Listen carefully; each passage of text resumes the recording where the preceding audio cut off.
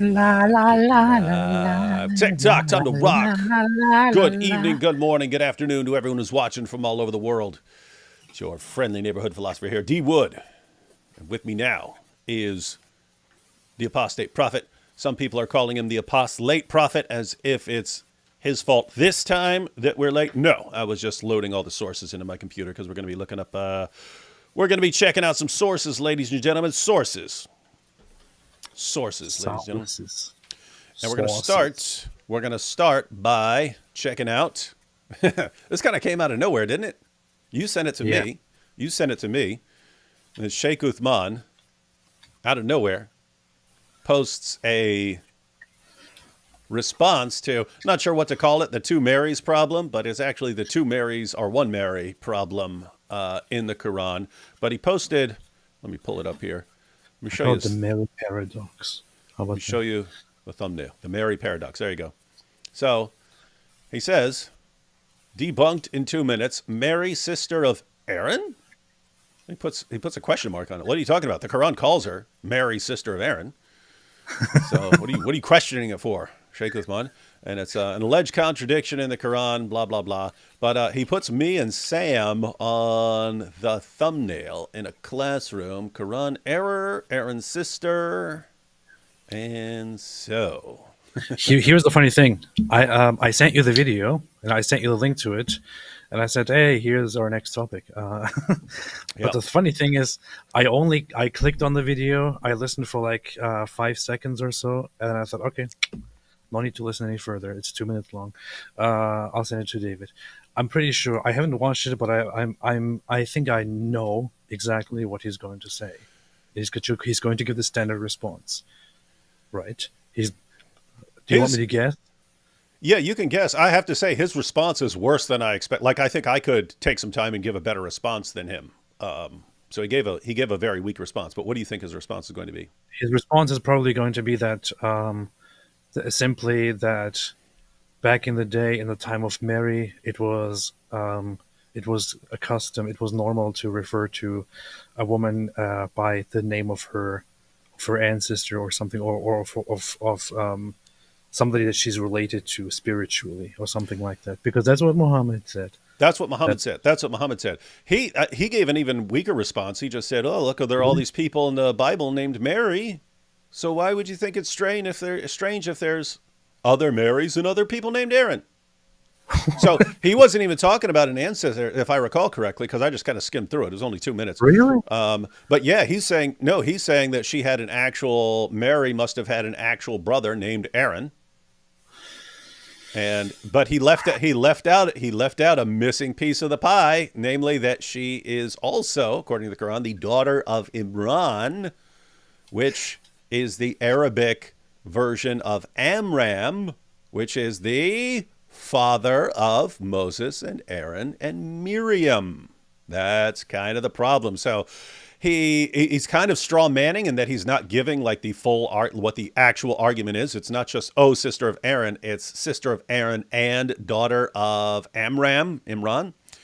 And there are other factors, namely Muhammad's companions didn't know that this is a problem. They had no clue about it until Christians and other people challenged them about it, and then Muhammad came up with the answer. Oh yes, yes, that's how they did it back then. That's how they did it. Muhammad's explanation always comes after his followers get blasted for something stupid he said. Hey, check this out, Sir Dr. Whitemeat. That's funny. We just mentioned you, Sir Dr. Whitemeat, right before the show. Not you in particular, the great scholar Sir Whitemeat that Dr. Zakir Naik made up when he was trying to explain something. He goes, "Look, Sir Whitemeat was the great Sir Whitemeat." But AP was playing a little clip of Candace Owens saying that there was this Jewish scholar, Dr. Bacon. And I was like, Bacon? Dr. Bacon? What? A Jewish guy named Bacon? That's kind of funny. By the way, I have no idea who that is. I saw that clip earlier by Candace Owens where she's she's talking to Tristan Tate, of course, the two complete frauds and ignoramuses in one room, sitting across from each other, and she's saying that saying something about Sigmund Freud and saying so Sigmund Freud was a Kabbalist and they believe in bisexuality and they worship Baphomet. And I read this in a book by a Jewish historian, David Bacon, and man, I could go on 5 hour live streams just about this little section, just about what I just said, right? Because it's so Wait, ridiculously wait. The stupid. It's atheist, the immensely atheist, stupid.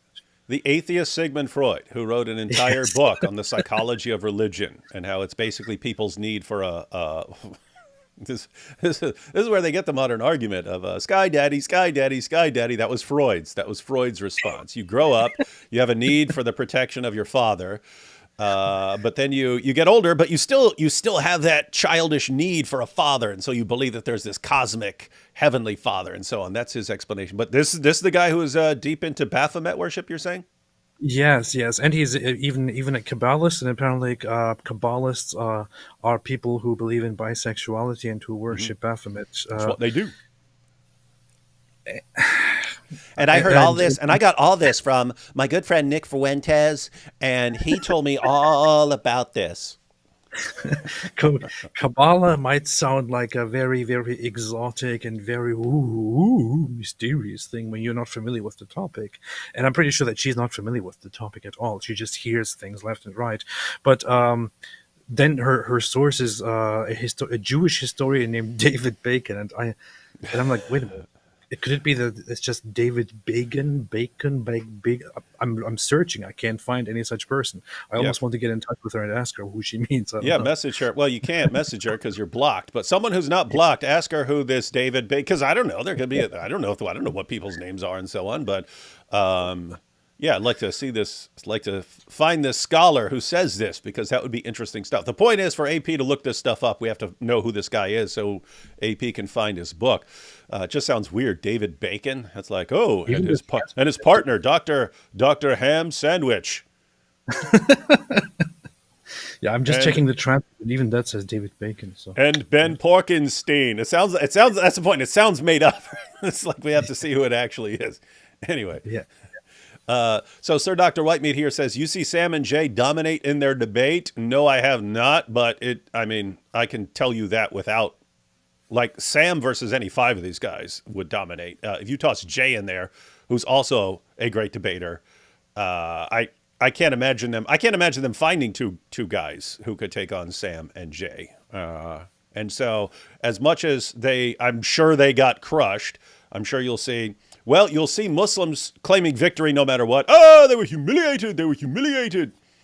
But then you'll have more honest Muslims saying, okay, yeah, but these guys weren't the best. If you get better guys in there, then they'll do a better job. But we have to figure out what we want to do. I wouldn't mind. I mean, again, I haven't seen it yet, but I wouldn't mind I just would going view through the the whole entire thing. yeah, I would totally view the whole thing. I asked Jay. I said, hey, is there any specific part that is good that you think we should review or something? He said it was kind of all over the place. It was all good and interesting. So I don't know. Maybe he's open to it. Maybe we could all review it together or something. Not sure. Yeah, the possibility would be we do one really long live stream. Now it's like a 3 hour debate. We Uh-huh. do one really long live stream, like 15 hours going through it. We could do that. I would guess we would watch it ahead of time, figure out where the breaking points are, and do like 3 or 4 parts and go through all of it. Like watch an hour during one live stream, comment on it, watch another hour. Anyway, we'll have to check it out and figure it out. But yes, guys, we will. I'm sure, be going through either all of that, probably all of that, but possibly parts of it. If my rabbi, Mr. David Bacon, allows it, yes, we Yes, will do it. and if Candace Owens' favorite rabbi, Rabbi Porkenstein, that she heard about through her careful research with Nick Fuentes. It's going to be funny because she's going to be like, it's right. Look, the book's right here, idiot. And we're going to be like, oh, yeah, there he is, David Bacon right there. I know. Well, I mean, it's possible. Yeah. So, guys, we have, yes, we will be covering that, ladies and gentlemen. And it looks like we got a bunch of stuff to cover in upcoming live streams because you want to cover the Candace Owens stuff because she keeps getting nuttier and nuttier by the day. And this is what happens when someone is connected to a bunch of others who can kind of force her to keep her craziness in check, right? In other words, if AP's a little crazy, but he knows we're doing live streams together, he might have to dial back the crazy. And then all of a sudden, if you're just completely detached from all the influences that keep you from fully expressing how absolutely crazy you are, and you're just, oh, I'm free now. And then you just, whoa, people can go off the deep end real quick, like real quick, like. Yeah. So, guys, yes, we'll be covering a bunch of that stuff here coming up. But today we wanted to jump on this video by Sheikh Uthman. Thank you, Sheikh Uthman. We haven't talked about the Mary and Miriam problem in a long time, so glad you brought it up. You did a crap job of responding to it. We're going to watch your response, Sheikh Uthman. Then we're going to go through the sources and show what you left out of the argument, Mr. Strawman. And then we're going to watch your response again after everyone has seen the sources, and we'll probably poll the viewers and see whether they think you actually answered the argument. But AP, Yes. what do we think of Sheikh Uthman? What do you think Oh, of he's Sheikh a Uthman? wonderful person. He's a wonderful person. He's So Sheikh Uthman is one of the great scholars of our time and one of the great thinkers of our time. And I would say that I could carefully say that somebody as honest and as consistent and friendly and down to earth and somebody just so humble like him, who is always The down to, humblest narcissist I know. yeah, who will challenge you to a debate, and then once you accept the debate, who will actually follow up and do the debate with you. Yeah. Somebody like him, he will definitely be remembered in history as one of the greatest, most honest scholars And, and ever. and he's the guy. He's the one with the most nicknames. He's the one Oh with the yeah, most nicknames. They call him Sheikh Ibn Fibbin. They oh call him yeah. Sheikh Ibn Footnote. Ooh, There's Sheikh Ibn Smollett, Sheikh ooh, Ibn Ketchup, Sheikh ooh, Ibn Zina, all that ooh. stuff. All that stuff. He's got all the nicknames. They call him Sheikh Ibn Fibbin because he will like instantly lie, and sometimes people actually go look up what he claimed and then come back to him, and then turns out he's lying, and then he'll make excuses for, oh, well, I didn't know, and that's why they called him Sheikh Ibn Footnote. God Logic just totally busted him. Just totally busted him. He's like, oh, it's right here in the Hadith. And anyway, God Logic came back and said, hey, what does this say right here? What's it say? This is actually a footnote, and it doesn't even say what you said it said. So there's that. There's I always thought of making a diss track for Sheikh Uthman and starting it with Ibn Fibbin. Who are you kidding? And then something like Sheikh Ibn that. Fibbin. Who you kidding? Yeah.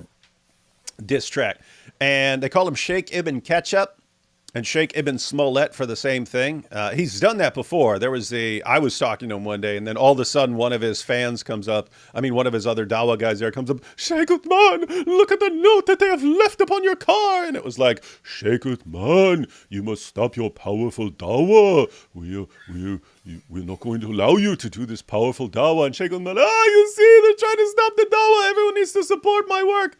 Right? And then coincidentally, just after that, somebody also attached a note to my car Yeah. saying, "Apostate prophet, stop now or we kill you," Yeah. or something. Yeah. Yeah, it's pretty funny. And then, of course, he realized that his followers were too dumb to spot obvious fakes like that. So, what did he do after that? He covered himself in fake See, blood. Fake blood. They're saying it's ketchup. It wasn't. It was fake blood. I've used lots of fake blood over the year. Lots of people who are trained in paramedics, trained to be paramedics and stuff, they have to deal with fake blood during their training and so on. And then you have people who are familiar with it from, like the stage and so on. Everyone who's ever dealt with fake blood is like, that is fake blood. And they didn't even apply it properly because he supposedly got attacked by an Islamophobe, right? Who stabbed him. But you can see on the picture where it was like sprayed onto him. That's not how blood works, right? If blood is seeping out of a wound, it just, the spot gets bigger and bigger and runs down by gravity and so on. This had like clearly been squirted on him with a spray bottle. It was like it was spritz. There was fake blood spritz on him. Anyway, that got he instantly posted that, and then like when he was posting, and where are David Wood and the apostate prophet? What, they don't care? Why don't? I was like, what? I literally just found out from you saying it. So And I mentioned this before, but this is actually he actually in the video where he announces that he was stabbed. He is saying, "Where are David Wood and Apus? Why are they not speaking up?" This is actually in the video where he's announcing that he has been stabbed. So we can't even know at that point. yeah. And then his followers, oh, yes, we must support Sheikh Uthman. Yes, yes.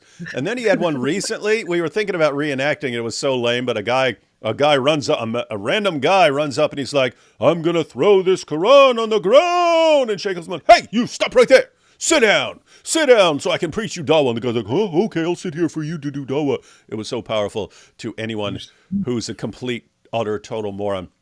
And then in addition to all that, they call him Sheikh Ibn Zina, because he, at least according to what his buddy claims, his buddy sent his wife to Sheikh Uthman for marital counseling. Then Sheikh Uthman responded, said, she don't want to be with you anymore, so bye. But the guy was married to her. And then Sheikh Uthman started banging her. And so Sheikh Uthman was married to her. And so, but she was still married. So this lady was married to two people at the same time.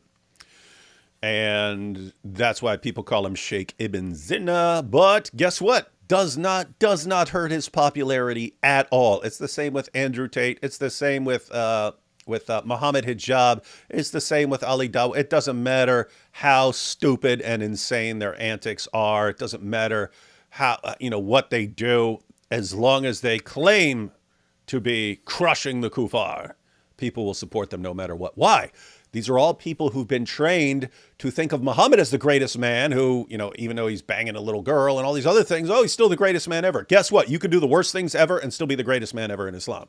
So guess what? The Dawah fans, they do not care. What's up? While you were talking on the side, I quickly Googled some keywords because my mind is kind of stuck on the whole Kabbalah, Candace Owens you need to look up thing. David Bacon.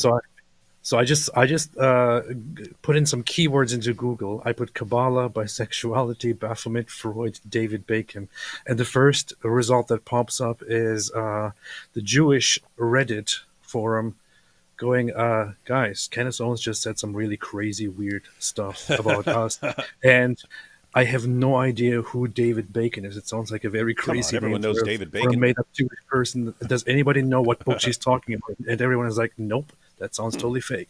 So, well, everyone's going to be embarrassed when she produces the book and says, look, it's right here.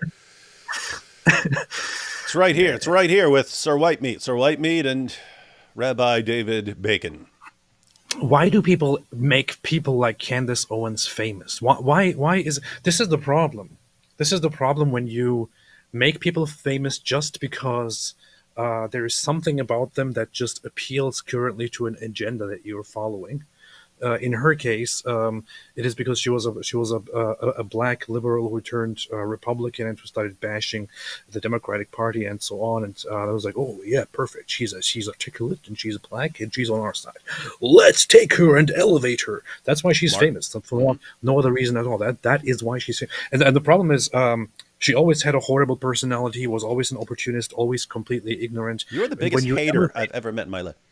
When you elevate such people, this is the problem. When you elevate such people, you can get to results like these, where those people get nasty, drift away from you, and start doing some really, really nasty stuff with their personality and their opportunism and whatever it is.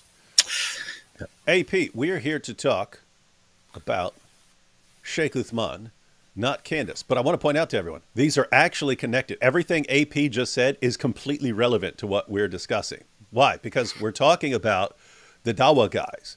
And anyone who comes along thumping his chest, I will humiliate the kuffar, they elevate him. Doesn't matter. Andrew Tate can be a brand new guy like Andrew Tate can be. Sneak out. Doesn't matter. Doesn't matter if you're banging your Dawa buddy's wife. Doesn't matter if you're staging hate crimes against yourself. Doesn't matter what you do. They will prop you up. Even though we're sitting there looking at we're looking at this going, this is not going to work out for you down the road. Because if you guys are programming this guy to think that he can get away with anything, no matter what, and you'll still support him, this is a guy who's going to keep doing stuff, and this is going to blow up in your face.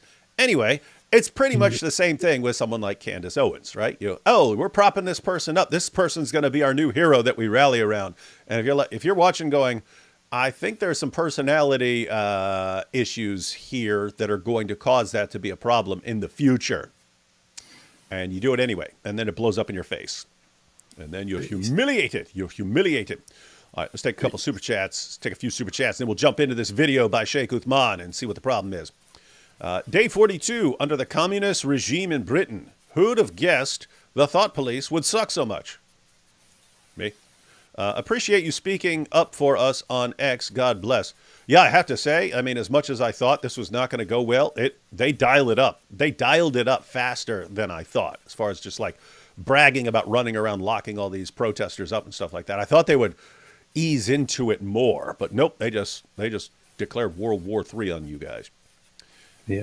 Ever thought of a Yes, indeed. You'll be humiliated.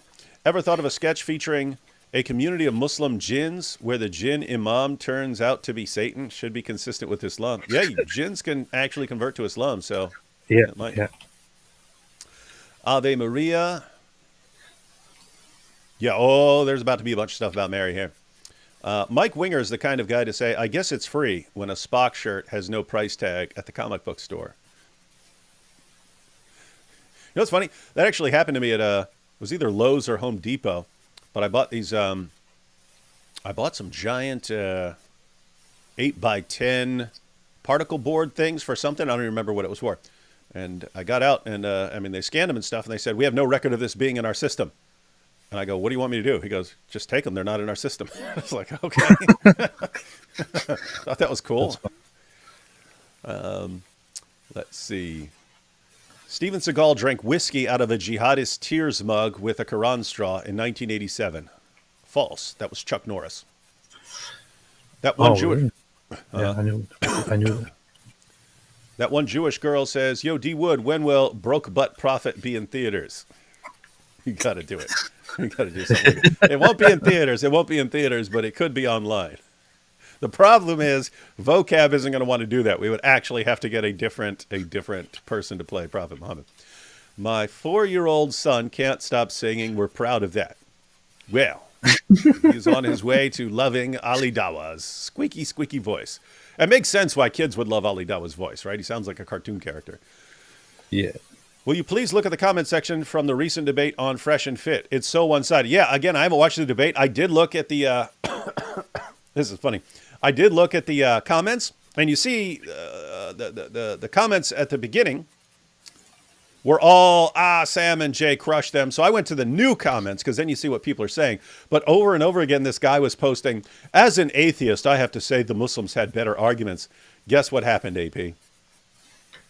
What? This is a guy in the comment section of that debate. He says, as an atheist, I can say the Muslims clearly won. What do you think happened when I clicked on that guy's channel? You found that they're following all the Dawah channels. Oh, yeah, but he actually had like tons of videos like on the glories of Fajr prayers and responses to all the Islamophobes. And it's like, oh, my goodness, they're not even trying to hide it. That's an ongoing issue. Matter of fact, guys, whenever you see, as an atheist, I could say the Muslims won. In theory, it could be true, but like 9 times out of 10, it's actually a Muslim channel. They have no problem lying, guys. They just don't. They think as long as I'm helping my religion by lying, pretending to be an atheist, when any idiot can click on my channel and see that it's all filled with Muslim propaganda. Why is this? Why is this so common in Islam? I think it has something to do with them worshiping a guy who brags about being the best of deceivers. Islam doesn't have quite the same idea of that you're always supposed to speak truth no matter what. The the whole morality of being truthful to everyone and being just to everyone in your treatment, it doesn't quite have the same emphasis on morality as you have in in the Christian culture, for example. Yeah, morality seems to be, it's like redefined. It's defined as whatever helps Islam is good and whatever hurts Islam is bad. And so if you're lying to help Islam, it's good. What happened to AP's planned stream about Aladdin? You've already talked about that a I bit, but Yeah, I was kind it of seems you've gone back and forth on whether you want to respond to him, and it sounds like now you don't. Even though I'm like, oh, come on, let's make fun of him. yeah, I also coordinated with some other people back and forth on is it even worth it? Is it even what's the purpose and all that? And I just decided that I don't want to do that right now and don't want to give it that much attention. Because you've been humiliated. If I No, want to do anything at all, I might just make a video you don't make breaking it videos down. anymore. I know, but I might just it just reminds me of Eminem's Kill Shot. Maybe I'll just get into that mood. Yeah, or you're like, oh, this guy insulted me. I will respond to him. And then you watch his stuff and he's like, oh no, his arguments are airtight. I can't respond to this. Let me pretend I don't want to. Or I watch it because I'm very offended by it, and then in the end I'm like, whoa, it actually makes a lot of sense, and then Wow, I need to and change I convert to Aladinism. Oladinism. No, I just can't. Again, I've only seen that one little bit that we watched at some point when we were going through stuff when he was blasting you some other time. But yeah, for some reason I can't stand the guys who here are my personal preferences on how to do things. Therefore, this is how everyone else needs to do them, and then they run out and cause division. I'm saying you got those guys everywhere. So you got them in the ex-Muslim community, you got them in Islam, you got them in Christianity. There's all these people. Here's how I do things. Therefore, I need to go and tell you all to do things the exact same way. And I will do what? I'll cause division, and everyone who agrees with me, they're going to be against you. And anyway, they just divide everything up and ruin everything because that seems narcissistic too. Here's how I do things. This is how things work in my mind. Therefore, everyone must be exactly the same as me. Bunch of nonsense. David, I have noticed that many Muslims believe that because Christians don't violently impose our religion on others, we are weak. Therefore, Islam's true. Yeah, I've seen a lot of that. You're weak. You don't go out and slaughter people in the name of Jesus, since he commanded you not to. You see, that's weak. Meanwhile, we flip out, we throw tantrums over a cartoon and slaughter people because our God is so weak that he needs us to go around killing. You see, our religion is strong. Hey, What? this is going to be very funny. I have to go back to the topic one more time. Are you Just talking about because, Candace Owens? yeah, but you predicted it. So I searched a little bit deeper. I used my magical advanced searching skills to search a little bit deeper to find out what she's referring to. And the joke's on us. There is actually an author, a Jewish psychologist by the name of David Bacon, which is like so Bakan. And he actually wrote a book called Sigmund Freud and the Jewish Mystical Tradition. But the joke's on us only very, very briefly, because I just got the book and I immediately made a word search for it and got a summary of it, went through bits of it. We'll read it later on. Here's the funny thing. I searched for the word Baphomet. It is not mentioned a single time in the book. The book is not critical of Sigmund Freud, or it doesn't suggest that Kabbalah is related to weird sexual fantasies or pedophilia or things like that. On the contrary, it says that Sigmund Freud, despite being an atheist, because he grew up in a family that was very much influenced by mystical Jewish traditions, might have been influenced in his thinking of humans as combining the male and female aspects and things like that. So it is not at all a book that is bashing Sigmund Freud or Jewish people or Kabbalah or anything like that. It just points out fascinations and analyzes the guy's deep thoughts, and also says nothing about demon worship. So she made this completely up. No. Who are we going to believe? Candace Owens, the expert on all things Jewish, or AP? Like, seriously. This deserves a video, man. Narrated Biden, my jihad is Corn Pop, and Corn Pop is a bad dude. Met some Arabic-speaking Lebanese Christians. They showed me the Arabic of Surah 931 puts the Messiah on the same level as Allah. Amazing stuff. Yeah, I've seen that over and over again. I did have what I was sitting with an Egyptian Christian once, and I showed him the Arabic, and I said, is this putting Jesus with Allah?" And he said no. It's kind of an awkward construction, but no. Keep in mind that does not mean he's right. It means that before I decide, I'm going to need to sit down with several Arabic speaking Christians to go through this and check out the responses of some Muslims. So, yeah, point is I'm not sure who's right on that yet. Knows Too Much said, you guys should consider debating Muhammad Diha relations with one of the Dawa clowns. Muslims need to know it's a win-win scenario. Yep, any Muslim who wants to defend Muhammad's relationship with Diha and actually show us that it's the angel Gabriel and not Muhammad getting banged by his hot buddy, happy to go through that. David, please make a Quran trap remix for stream intros so that your streams can finally be superior to AP's. Yeah, it's not coming up with the music. I can do that pretty easily, and I've got music that I like, although there's a couple things I would like better that I don't have. But it's mainly, I don't know how to play it at the beginning. It might be something that would take me 5 minutes to figure out. I don't know. I will get some music, ladies and gentlemen. Narrated Ibn Footnote, my jihad is notes on cars. What's yours? Isn't that funny? That place is huge. There's like this giant parking lot, but these guys know Sheikh Uthman's cars, you see. Muhammad is carved into the wall of the U.S. Supreme Court because he is a good lawmaker. That is true. He's one of the best. What's the evolution of Momo hijab? Momo niqab. Be a good one. Let's see. Hijab put an upside-down flower pot on his furry ibn. What? What's this? Do you know what this means? Hijab put an upside-down flower pot on his furry IBN. What is that? What's IBN? I don't know. Ibn? I have You know all the weird. no. AP looks like he's going to start singing "Crawling in My Skin" with that hair. NES Ivan says, "Hey AP, since you into Psalms, now you should listen to Psalm 121 by Hila ben David in Hebrew. Who? Do it. Do it. Do it. I shall. Might have Screenshot already that. listened. Screenshot. As a matter of fact, I'm going to screenshot it because I'd like to hear it too.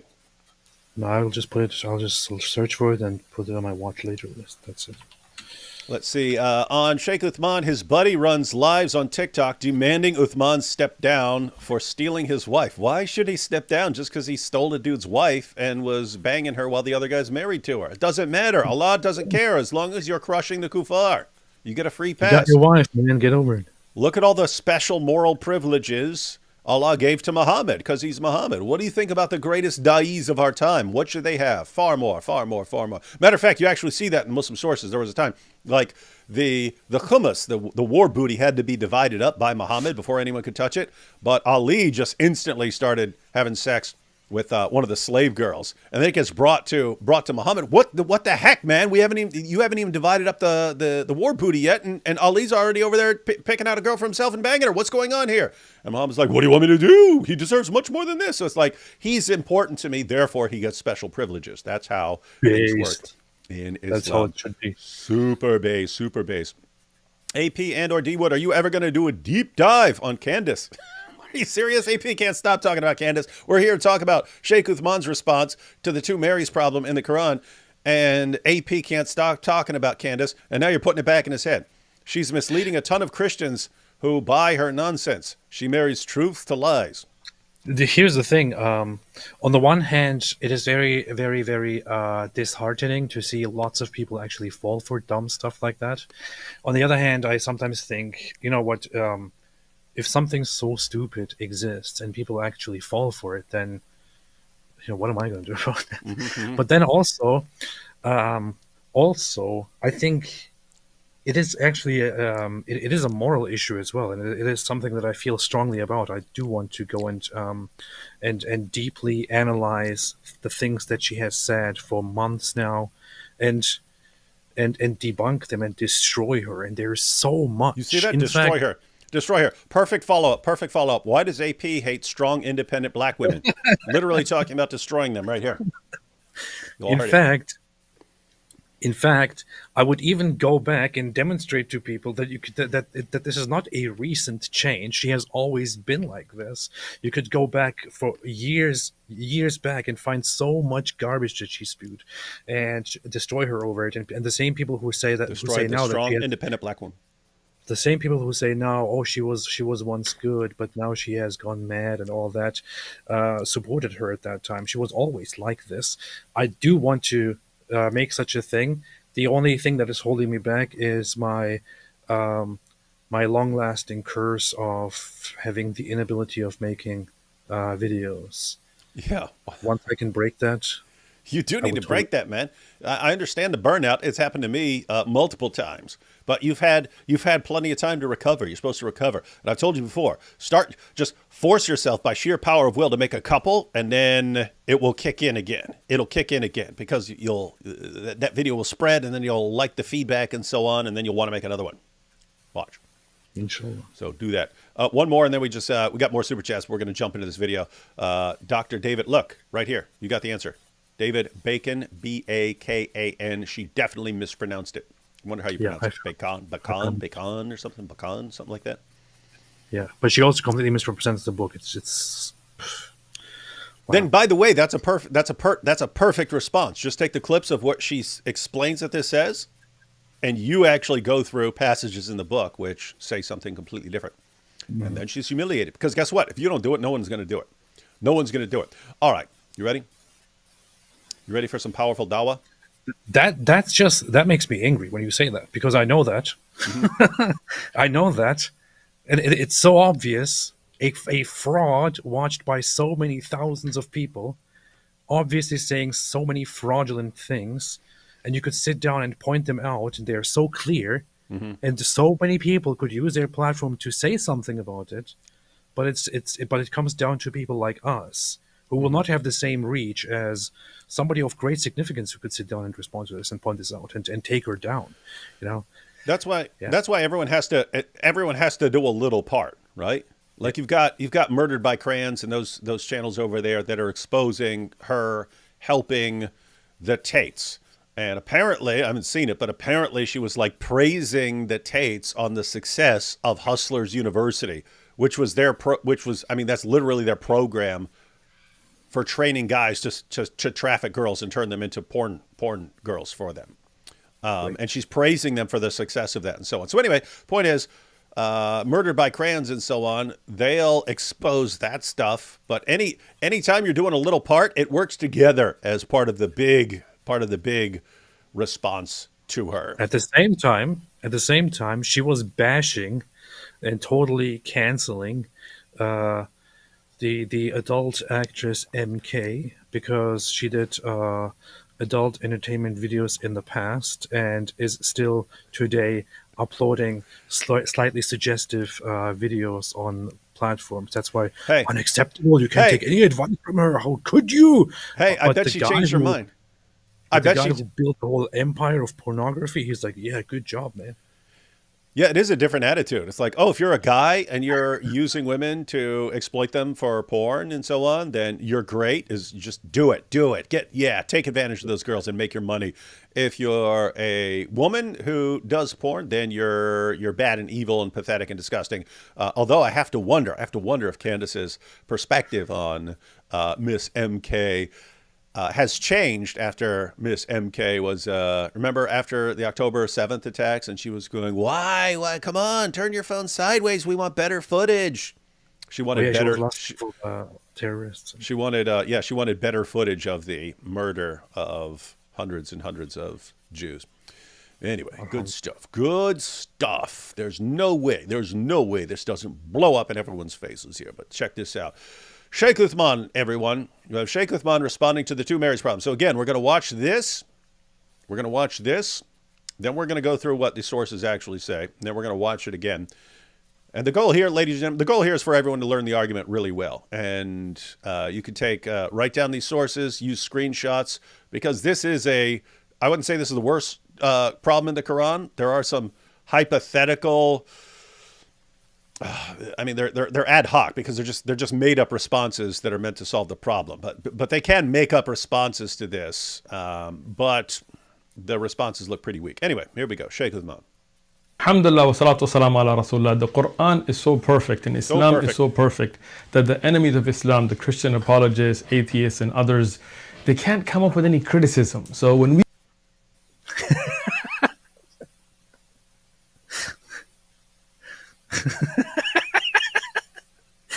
Man. The Quran is so perfect that the enemies of Islam can't come up with any criticism. Sheikh Uthman, are you drunk? Are you drunk? We have endless criticisms of the Quran. We have how many hundreds of videos do we have criticizing the Quran? They can't come up with a criticism because it's so powerful. This is dawah at its finest, ladies and gentlemen. You tell a bunch of fans this again. This, ladies and gentlemen, this is what I call Islam's 99-1 rule. If you know that 99% of your viewers are never going to question anything you're saying, you can say whatever you want. The Quran is so strong they can't come up with any criticisms. This is not even just an empty claim. This is just objectively wrong. Yeah.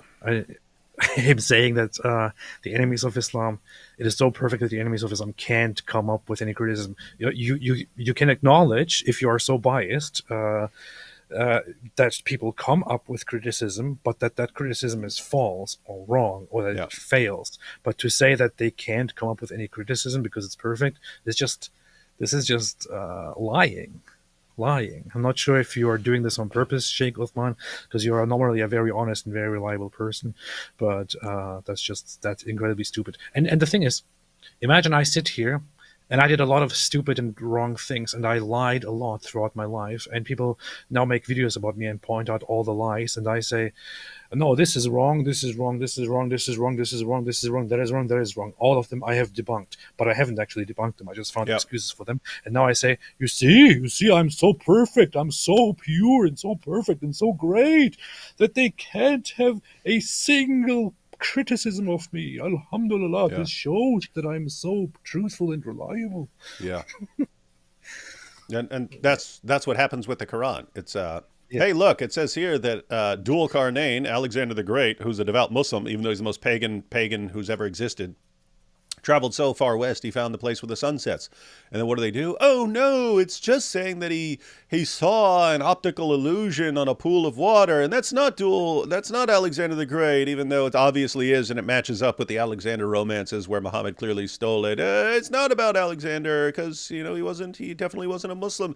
And what they mean when they respond to things, they say some things that are convincing to their fans because their fans will not question anything they say, and it's not convincing to anyone else.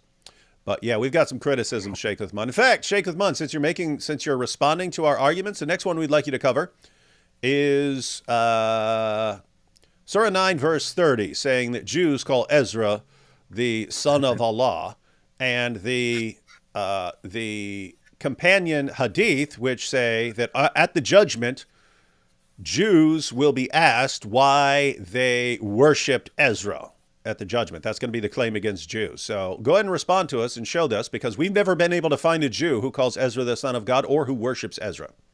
In fact, when we ask Ezra's about that, they're like, who's Ezra? That's the response we get. No, you're getting this wrong. There were lots of Jews who who were saying Ezra is the son of Allah, but the Muslims killed them all. That's why they don't exist anymore. Yep. That's the explanation. That's what happened. All right. Sheikh Uthman, everyone. show them clear contradictions in the Bible where it's, you know, Bible? 21 and The Bible 20 that's and affirmed 8 by and your 18 prophet? and 22 Huh. and 42. So many clear contradictions that they have no responses. Hey, wait a minute. Contradictions in the Bible. That's another thing we'd like you to explain, Sheikh Uthman, why your God and your prophet affirmed the inspiration, preservation, and authority of these books that you keep attacking. It is really, really weird to us. But, you know, we don't have any criticisms. What do? They come up with the most foolish arguments against the Quran. They thought you claim said there are we couldn't come up contradictions in the with any. Quran. There are absolutely none. Now, some of the ones they mention are so funny that it shows you the perfection of the Quran, that how perfect is it that they can't come with anything better. Oh, this is interesting. So he's saying this is like a bad one. This is like a glaringly bad argument that we use. So this is good. One of the ones they come up with is I have to disagree. I must say, I made 2 videos about this. One of them has like 600,000 views or so. It's called One Mistake Destroys Islam. And I think it is still personally one of my favorites. And I think this is one of the greatest arguments and it is just impossible to debunk, that which show that Islam is false. It's a very strong. Yeah, and guess what? Thank you. That's why that's why we're so grateful to Sheikh Uthman. He brought this back up. We haven't been using it recently, but now for anyone who's not familiar with it, or people who have heard of it but they don't know what sources this is actually based on, we're going to go through it, ladies and gentlemen. We're going to go through all the main stuff, and then you guys will get to decide whether Sheikh Uthman has successfully answered this. They say the Quran calls Miriam Ukht Harun, that Mary was a sister of Aaron. Yeah. They say, oh, Aaron, the brother of Moses, was so long ago. How could she be the sister of Aaron? There's more than one person named Harun. This is so childish. So that's his response. So you're familiar with you could call someone, because that's probably the one you're talking about. That's the most common one, right? It's calling you sister of Aaron because it's like saying, hey, they'll either say you're a descendant of Aaron, that she was a descendant of Aaron, or that it's just talking about, morally, you're supposed to be like Aaron and so on. And here he's just saying, no, it's a different Aaron. She's the sister. Mary is the sister of a different Aaron here. So this is bringing up now. So of course the obvious question would be, hey guys, does the Quran mention that there's this other Aaron? Does it talk? Like, why is it bringing up this other Aaron without explaining things? But this is Sheikh Uthman laughing at this. We're going to see some problems because he is not scratching the surface of this problem. And this is not something we're coming up with some kind of answers with. The Prophet Muhammad, peace and blessings be upon him, 14 and a half centuries ago was asked about this particular verse. And the hadith in the Sahih of Imam Muslim, the authentic narration, the Christians of Najran, they asked the Prophet Muhammad that how could Mary be the sister of Aaron? So the Prophet Muhammad, peace be upon him, explained. He said, look, the children of Israel used to name their children after the prophets and the pious people. So it's not the same Aaron. Now, just to illustrate that point, in the Bible, you have so many Marys. You have Mary, the mother of Jesus. You have Mary of Magdalene. You have Mary of Bethany. You have Mary, the mother of James. You have Mary of Cleopas. You have the mother of John Mark. And you have the Mary of Rome. These are just a few Marys I can name off the top of my head. Now imagine if we were sitting there going, how could Mary be the mother of Jesus if she's a follower like Mary Magdalene? Well, obviously they're not the same Mary. By the way, notice the Bible distinguishes between various Marys. Right? The Bible's clear that Mary Magdalene is not Mary, the mother of Jesus. Just like it's clear that the Apostle John is not John the Baptist and so on. Right? Where is the Quran clear that this is a different Mary and a different Aaron and a different Imran? Where is that, Sheikh Uthman? Because you're just saying it. But let's see. But did he mention Imran at all so far? No. That's the problem. That's why this is a straw man, ladies and gentlemen. He's not answering the actual argument because he knows his followers are dumb. But we're not, Sheikh Uthman. We're going to call you on this stuff. Same way, it's not the same Aaron. Harun, the brother of Musa is a long time ago, and Harun, the brother of Miriam, is much later. They named their children after their prophets and their pious, as the Prophet Muhammad, peace be upon him, explained. There are no contradictions in the Quran. This is explicit, clear. Assalamu alaikum wa rahmatullah. Wow, man, this is absolutely horrible. I told you it was worse. I told you it was worse than I thought it was going to be, right? Absolutely. I mean, there is one way of handling this when nobody has ever asked about it, or this just came up and you're just giving a fresh response to it. I would at such a point expect a response like this.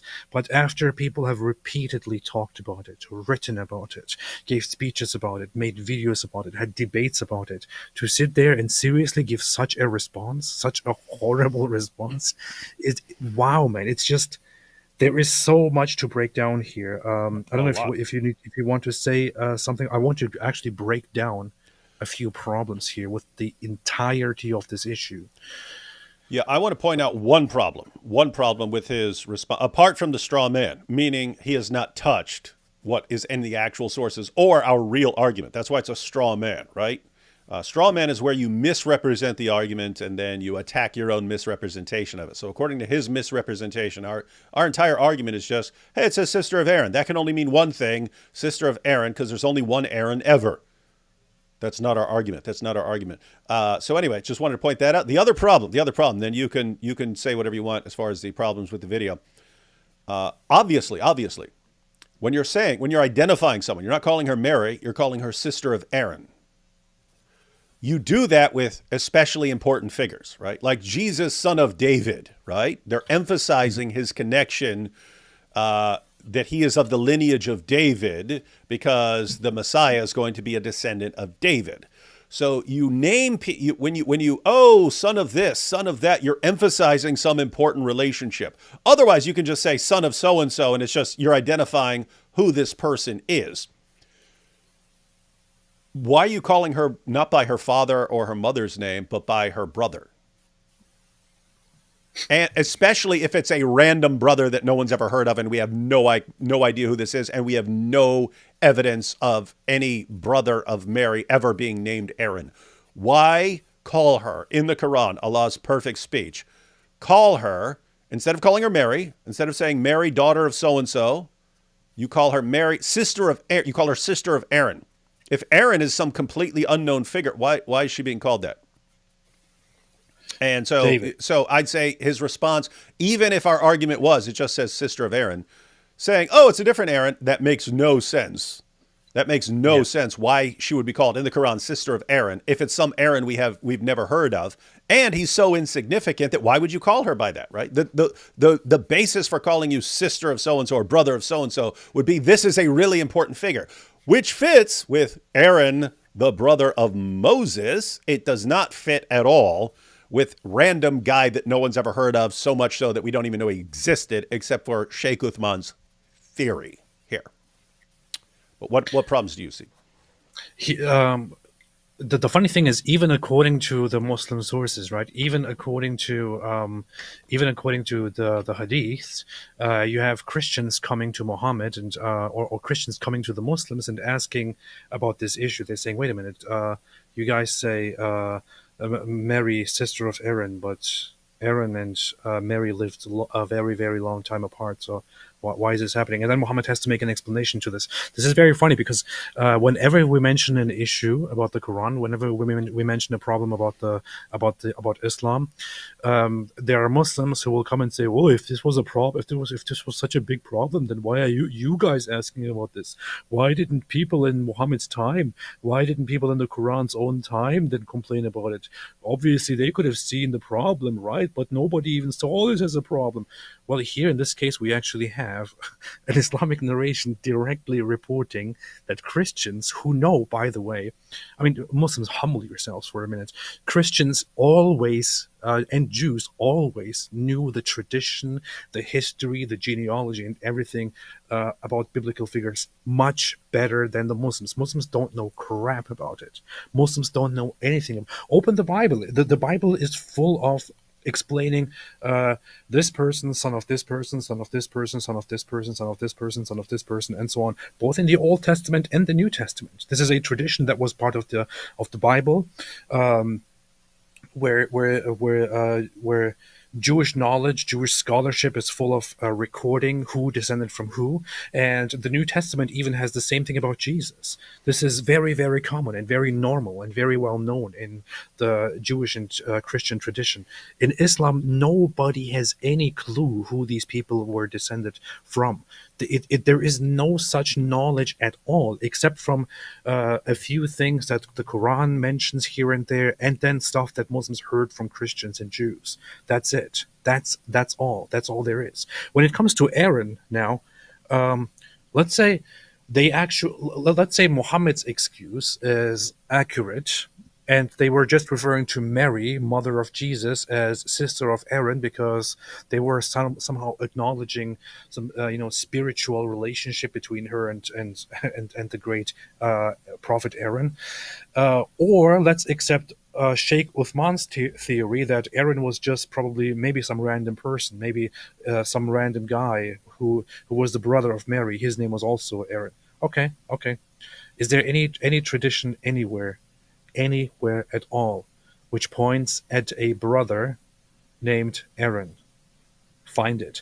Is there any tradition ever at all where any Christian ever refers to Mary as sister of Aaron, or sister of this, or sister of that? If so, find it.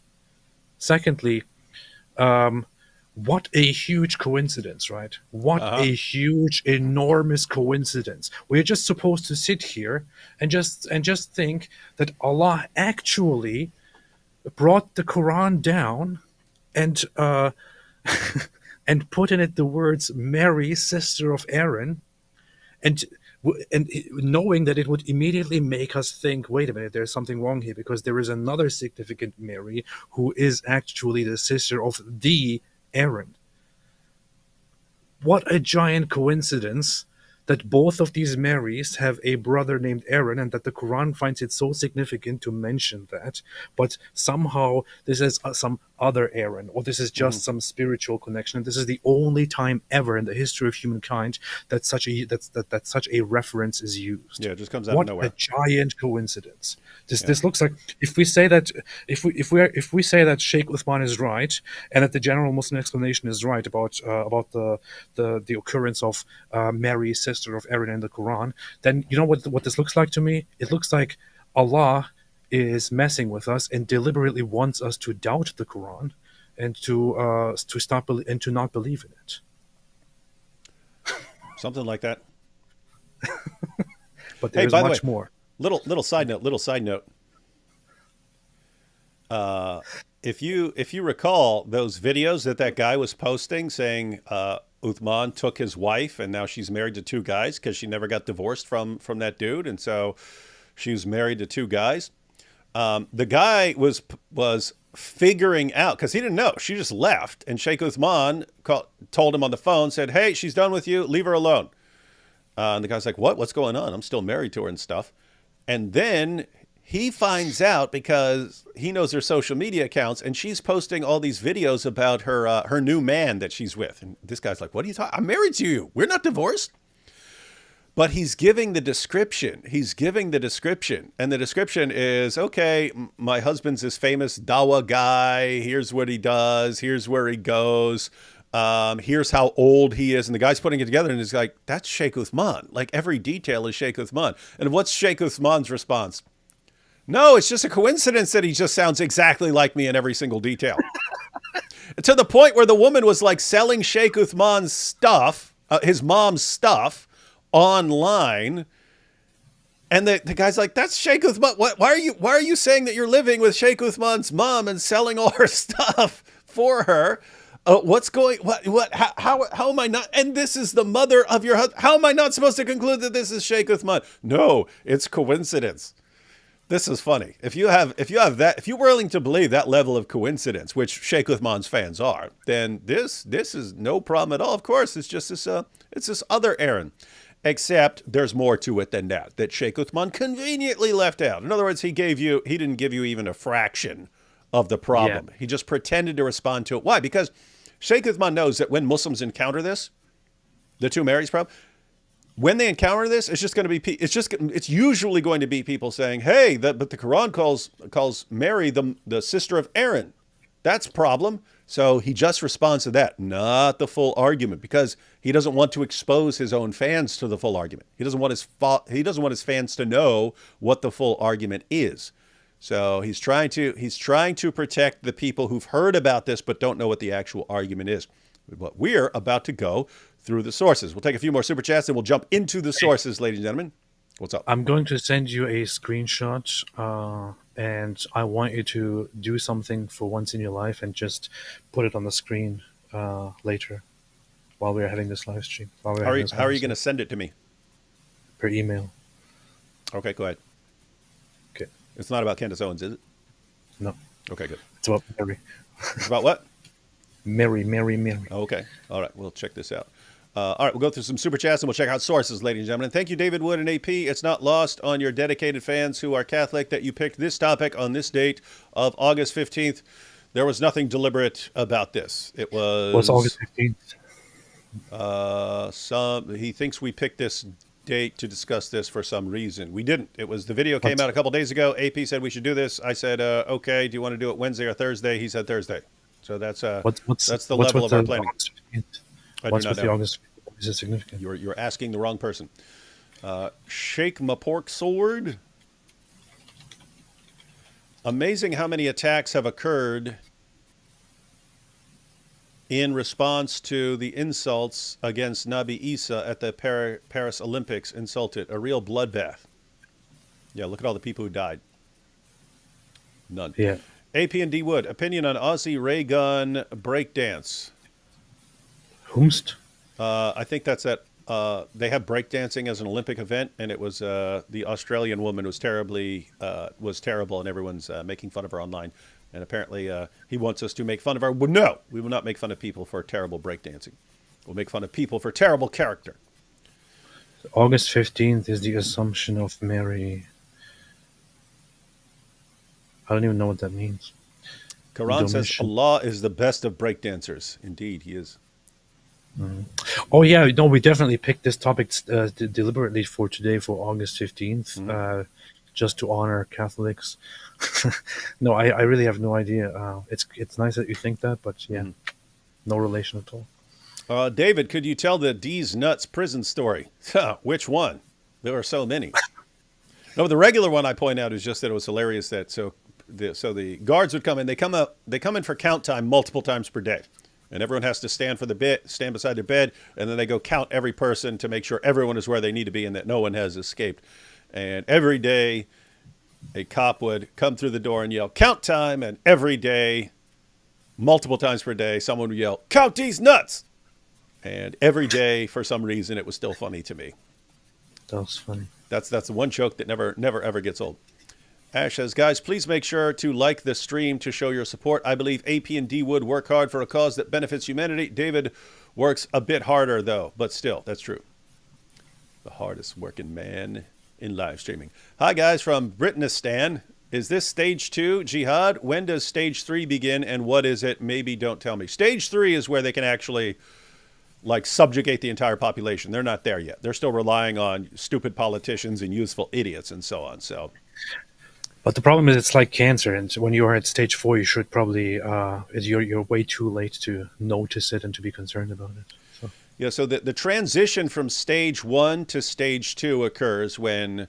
In stage 1, people are claiming, no, Islam is wonderful and it's all peace and tolerance and we have no desire to do anything. And it's like full taqiyya mode. We have no intentions besides anything. Stage 2 is defensive jihad, where you're not subjugating the population, but you will pick up weapons in a heartbeat and warn people not to mess with you, which is exactly what we see now, right? I mean, they'll pick up weapons and march down the street with it and so on. So yes, Britain is entering stage 2.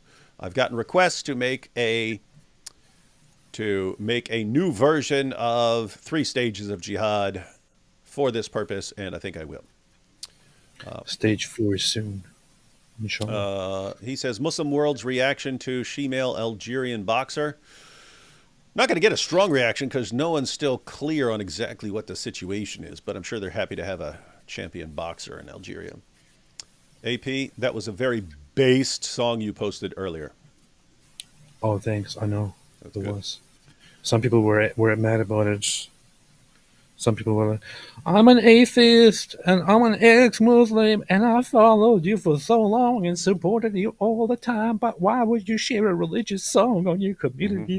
This hurts me and it makes me feel like genocide. Good point. Yeah, cry more.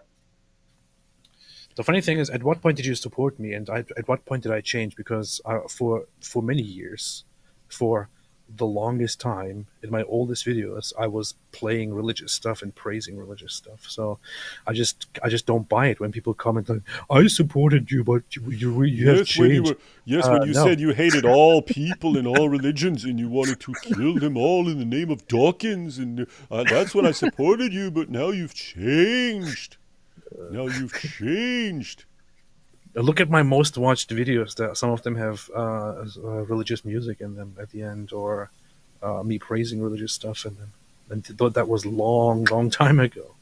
So when somebody says I supported you, but this, I think, why am I supposed to take you seriously when you are not even being truthful about your support for me, and then using that. All right. Are sports haram in the traditional Muslim world? I don't know. I know they have Depends on the they have rules. sport. Yeah, they have rules against certain things and games of chance and so on. I don't know about sports in general. Yeah, it depends on whatever you do. You're supposed to spend your time with better things like fighting and deflowering virgins and stuff like that. Yeah, I bet they're totally fine with sports that help you get ready for jihad. Yeah, yeah, jihad. I sent you a screenshot. Anyway, I know. continue. Go through a couple more and then we'll jump back into the sources. Hello, Drywood and AP. If the Quran is the perfect words of God, how do Muslims justify needing the Hadith for their religion? That is a problem, that the Quran claims to be complete and explained in detail and so on, and you can't understand what the heck it's talking about. And like you could, there are multiple passages. I mean, there are passages like this where you have like, what is he talking about? Sister of Aaron. What are you talking about? And then, if you want the response to understand this, you'd have to go to the Hadith, and you'd get a stupid response from Muhammad. But there are all sorts of situations where you don't know what's going on. You don't know what it is that abrogates what without going outside of it, which wouldn't be a terrible problem if it weren't for the Quran saying that it's complete and explained in detail and perfectly clear, as like evidence, right? It's like, hey, this is so clear, this must be from God. And then you find out, wait a minute, it's completely unclear, and no one can figure out what it means without going to these massive multi-volume collections of sources outside the Quran, and to the tafsir, and to the sirah, and so on. Let's see. From Edwin, no comment there. Will you be going to State Fair this summer? Favorite ride? No. I will not be going to a state fair. I think David's fade in and start talking is pretty creative. Yes, it is. I just start. What? Aladdin is spreading corruption among the ex-Muslim community, and the capital punishment of making fun of him in ex-Islam will be to Leo weaklings like him, and we're proud of that. Yes. You do have some little weaklings. I love you, brothers. Learned a lot. Apostate prophet will become Christian soon. Lol, amin. Inshallah. Powerful. Germany demolish the Blue Mosque. Sweden curbs immigration. Did they demolish a mosque? I think they shut it down or something. I'm not sure what exactly happened. Oh, Doesn't follow. yeah, they were saying it because they were tied to radicalism or something like that, right? Yeah, it's so weird because Germany was for the longest time the softest of the bunch in Europe. For some reason, right now, it's like Germany is the only one that is actually properly responding to radicalist protests, radical movements, to terrorist ties, and things like that. Other countries like the UK are still having this whole subservient attitude. Well, Germany is like, no, not allowing this. I was saying it. Do not push those Germans. Don't do it. I'm talking like from a Muslim perspective. Do not push those dudes. They will snap. They will eventually snap, and they will be, once they decide to get brutal. I mean, you've got some of the Eastern European nations, but they don't have the same problem because they're not allowing all the same level of immigration. So Eastern European nations would not take it very long, but the Germans are not going to take it. The Germans are not going to take it forever. The French will take it very long. The British not quite as long as the French, but the Germans, no. The thing is also the whole recent war kind of contributed to Germany's attitude shift in attitude. Germany has a big sensitivity, for obvious reasons, about anti-Semitism, and when lots of these protests, these radical protests, also turned into very blatant and open, anti-Jewish and violent anti-Jewish actions and protests and all that. The that's when the German sensitivities came in and were like, okay, okay, you know what? We saw this stuff before, but this is not, you're not going to do this here. Yeah, got to be All right. careful. All right. I'm going to put up your, this is your graphic that you sent. Yes, exactly. This is what I sent. Why don't you explain This this is and then we'll read the sources? Because all the sources you're mentioning, I have those sources. so. This is actually this is a screenshot that is from my video "One Mistake Destroys Islam," which I also put up there, explained lengthily, and then I challenged the Muslims to come out and to explain to us, taking all the aspects here into consideration, explain to us how in the world this makes sense and how in the world we are not supposed to think that there is a giant contradiction or mistake taking place here. So on the left side, you can see, first off, on the right side, you can see the breakdown of Amram, whose Arabic name is who is in Arabic known as Imran. And he has three children that are known: Miriam, Aaron, and Moses. So Amram, I'm going here by the Bible. In the Bible, there is a man, a figure mentioned by the name of Amram, and he has three very significant children who play a great role in the Exodus story. Uh huh. Moses, most importantly. Aaron, also very important. He's always there helping him out, sometimes taking over for him, being strong when Moses weakens, and so on. And Miriam, who is also there helping along, and who is also known as a prophetess, and who is also there leading people and singing the psalms and or singing different songs and things like that. And then so we have that established. We have those figures. On the left side, we see another Mary figure, whose father's name seems different. David, what's the father's name? What's the name of the of of Mother Mary's father? In the actual sources, I mean, you can't trust them completely, but in the sources, Joachim. That's exactly the point. You can't really trust them completely. That's what you say. That's the issue. Joachim is mentioned only in certain sources which are considered apocryphal, which weren't included in the canon. Um, Catholics and Orthodox have, I think, more reverence for that aspect, for the sources on his name. They more often remember him as Joachim. But that is how he's remembered. But the issue is, you barely have his name well established in biblical sources. However, Islam tells us about one Mary and says, Mary, daughter of Imran, sister of Aaron, mother of Jesus. That doesn't really make much sense. But there is one more issue. So first off, Imran sounds nothing like Joachim, which is the only name associated with the father of Mother Mary, right? Um, Imran is only close to Amram, which is the actual Hebrew name of the father of Moses, Aaron, and Miriam in the Bible.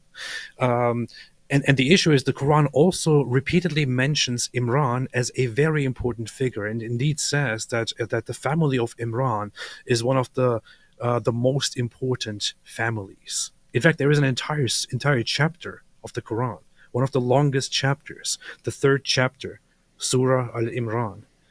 It is because Imran is so important. If we are to think about Imran as the father of Moses and Aaron and Miriam, we can assume that this family is indeed referenced as the very important one, and Imran is considered an important figure. He is known by name, he is mentioned, and this family is instrumental in something as serious as the Exodus. We just heard from David and also from others that we barely know anything about the father of Mother Mary. We can't even be entirely sure about his name. But the only name we have is Joachim. Could that really be the one that the Quran is referring to as very important, as a very important family, as very important? I don't think so. Yeah, we're about So to. We're about to see some problems here. Yeah, there there is just so much wrong here. But I put all of this together. The Quran refers to Mary as sister of Aaron, refers to her as daughter of Imran, and then even in the third source that I pointed out here, describes how Imran has a daughter with his wife and names her Mary, and that same Mary then later gives birth to Jesus. So that is the account of the Quran. There is no mistake. We clearly have Mary, whose father is Imran and whose son is Jesus. Make it make sense. It doesn't make sense. And everything here points just at one thing, which is that the Quran refers to Mother Mary, because that's the only Mary the Quran knows, to Mother Mary, but then gets the father and the brother of Mother Mary wrong by referring to her as sister of Aaron and as a daughter of Imran. Aaron and Imran are figures that are very, very, very distant, that have nothing at all to do with Mother Mary, Mother of Jesus. And there's also, of course, one reason.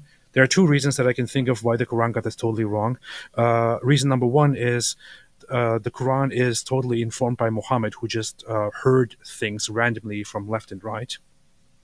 And reason number two is that in the Quran, women are generally not quite significant, and women are generally not accepted as prophets. In fact, if you ask Muslims about female prophets, they will often laugh and say there is no such thing as female prophets. Women can't be prophets. So the idea of a prophetess Miriam, or somebody who is very significant in the time of Moses, of the Exodus, together with Moses and Aaron, would be a little bit inconceivable to them.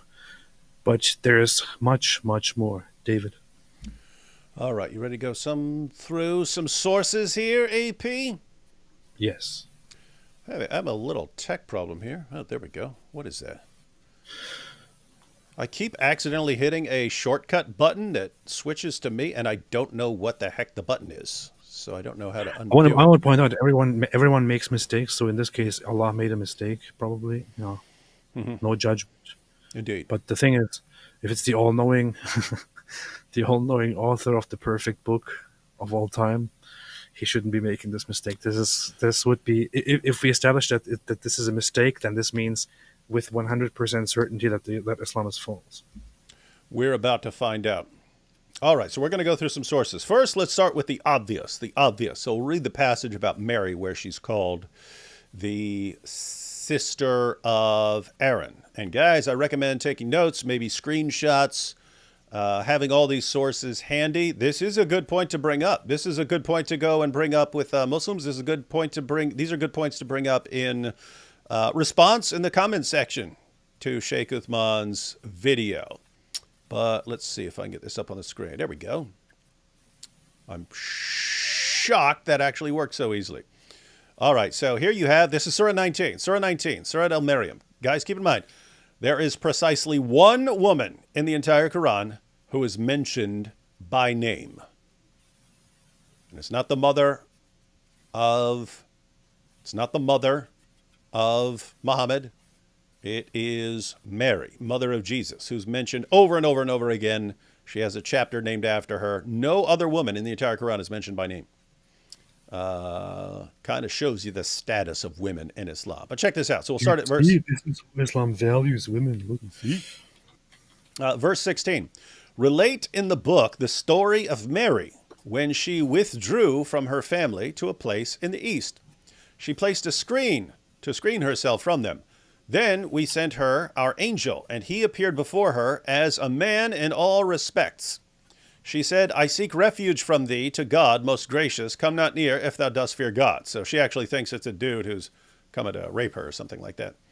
He said, Nay, I am only an apostle from thy Lord to announce to thee the gift of a holy son. She said, How shall I have a son, seeing that no man has touched me, and I am not unchaste? Good question. Because when Allah is asked, why can't he have a son? He says, how can I have a son when I have no wife? She says, how can I have a son when no man's touched me? And I'm not unchaste. He said, so it will be. Thy Lord saith, that is easy for me. So suddenly, it's easy for Allah for for one party to have a son. Just not easy for him to do it by himself. But Mary can do it, no problem. He said, "So it will be, thy Lord saith, that is easy for me, and we wish to appoint him as a sign unto men and a mercy from us.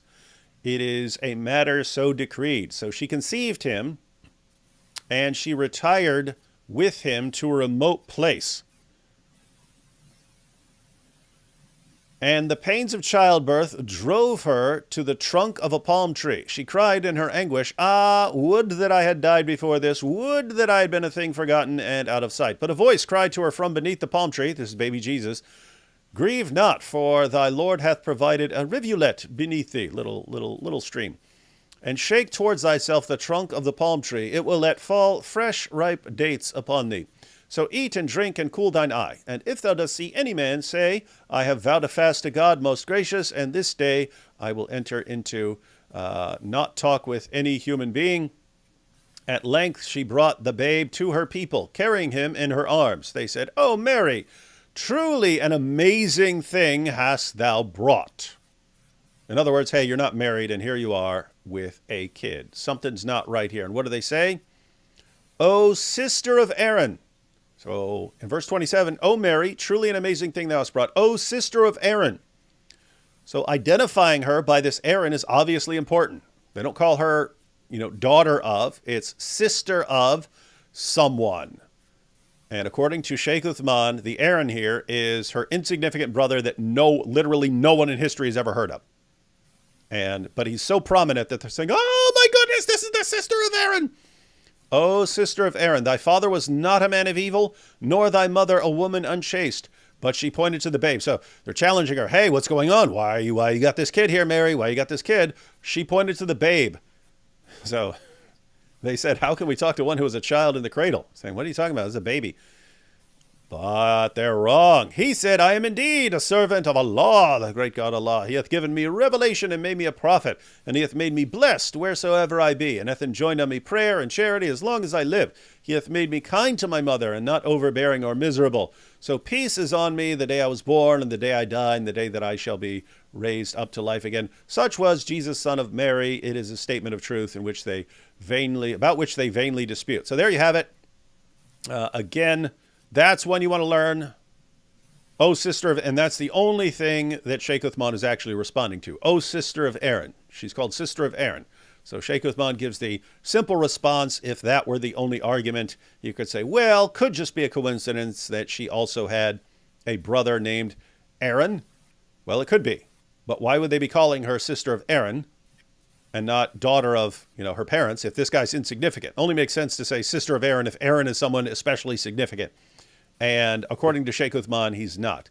But the main problem there is that Sheikh Uthman did not actually address the rest of the argument. That's only one piece. That's only one piece, ladies and gentlemen. All right, we got that so far? David mentioned One Piece. Got that so far?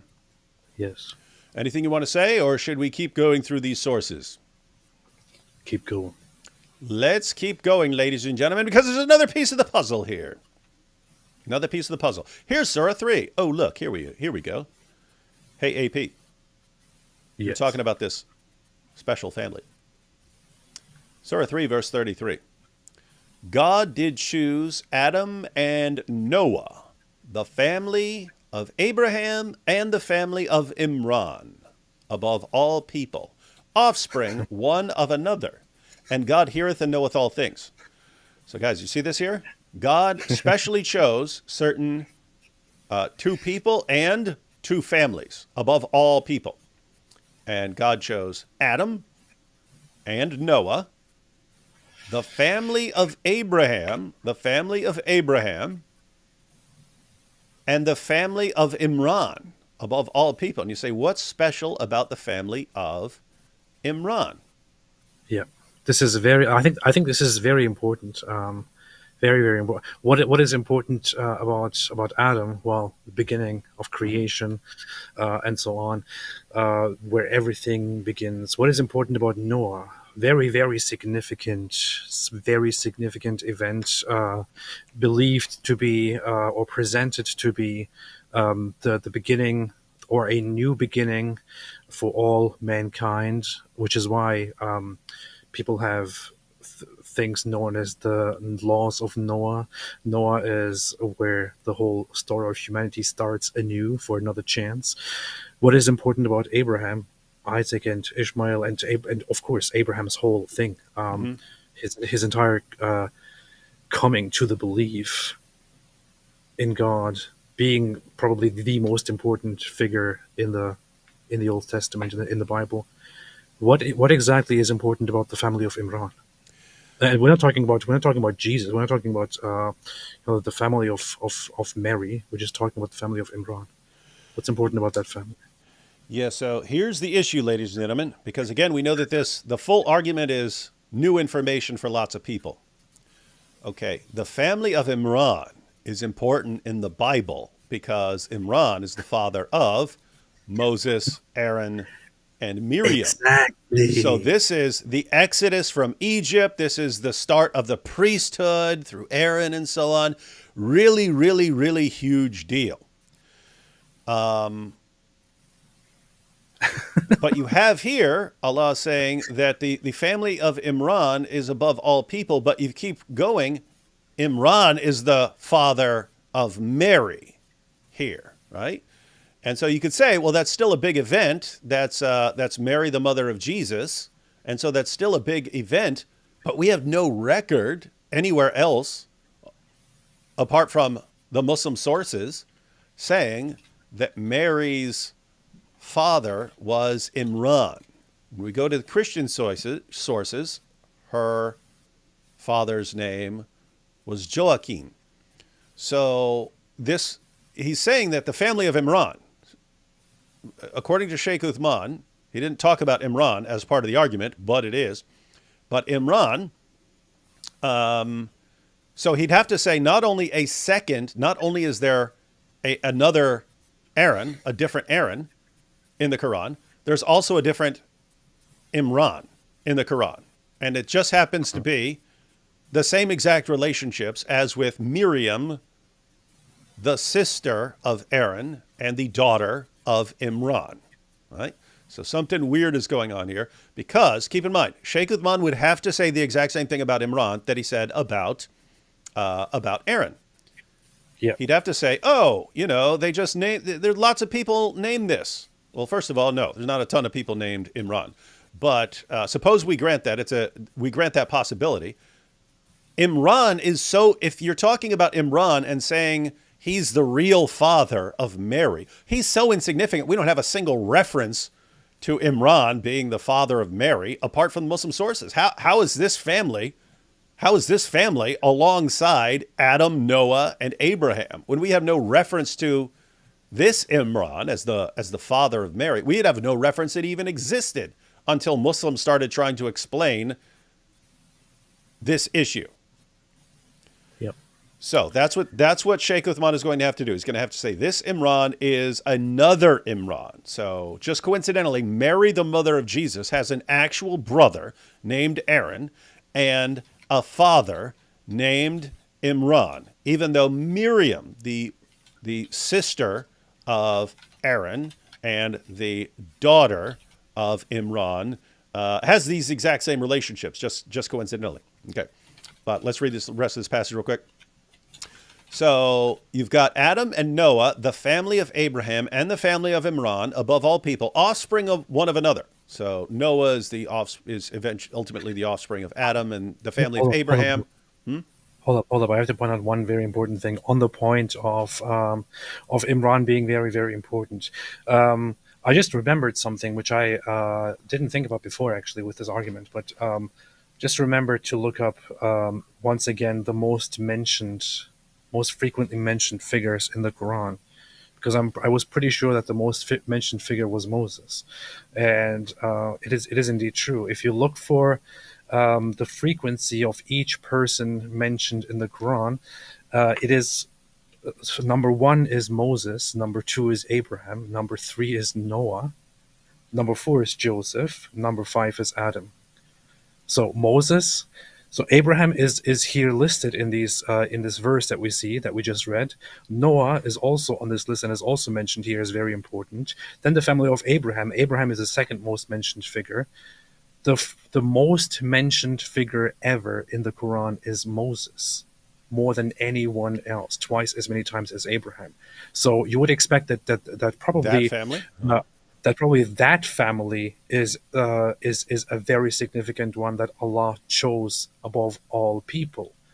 But if we are to accept that Imran here is a reference to that family, to the family of Moses, then this calls into question how in the world Imran here also happens to be the father of Mother Mary. Mm-hmm.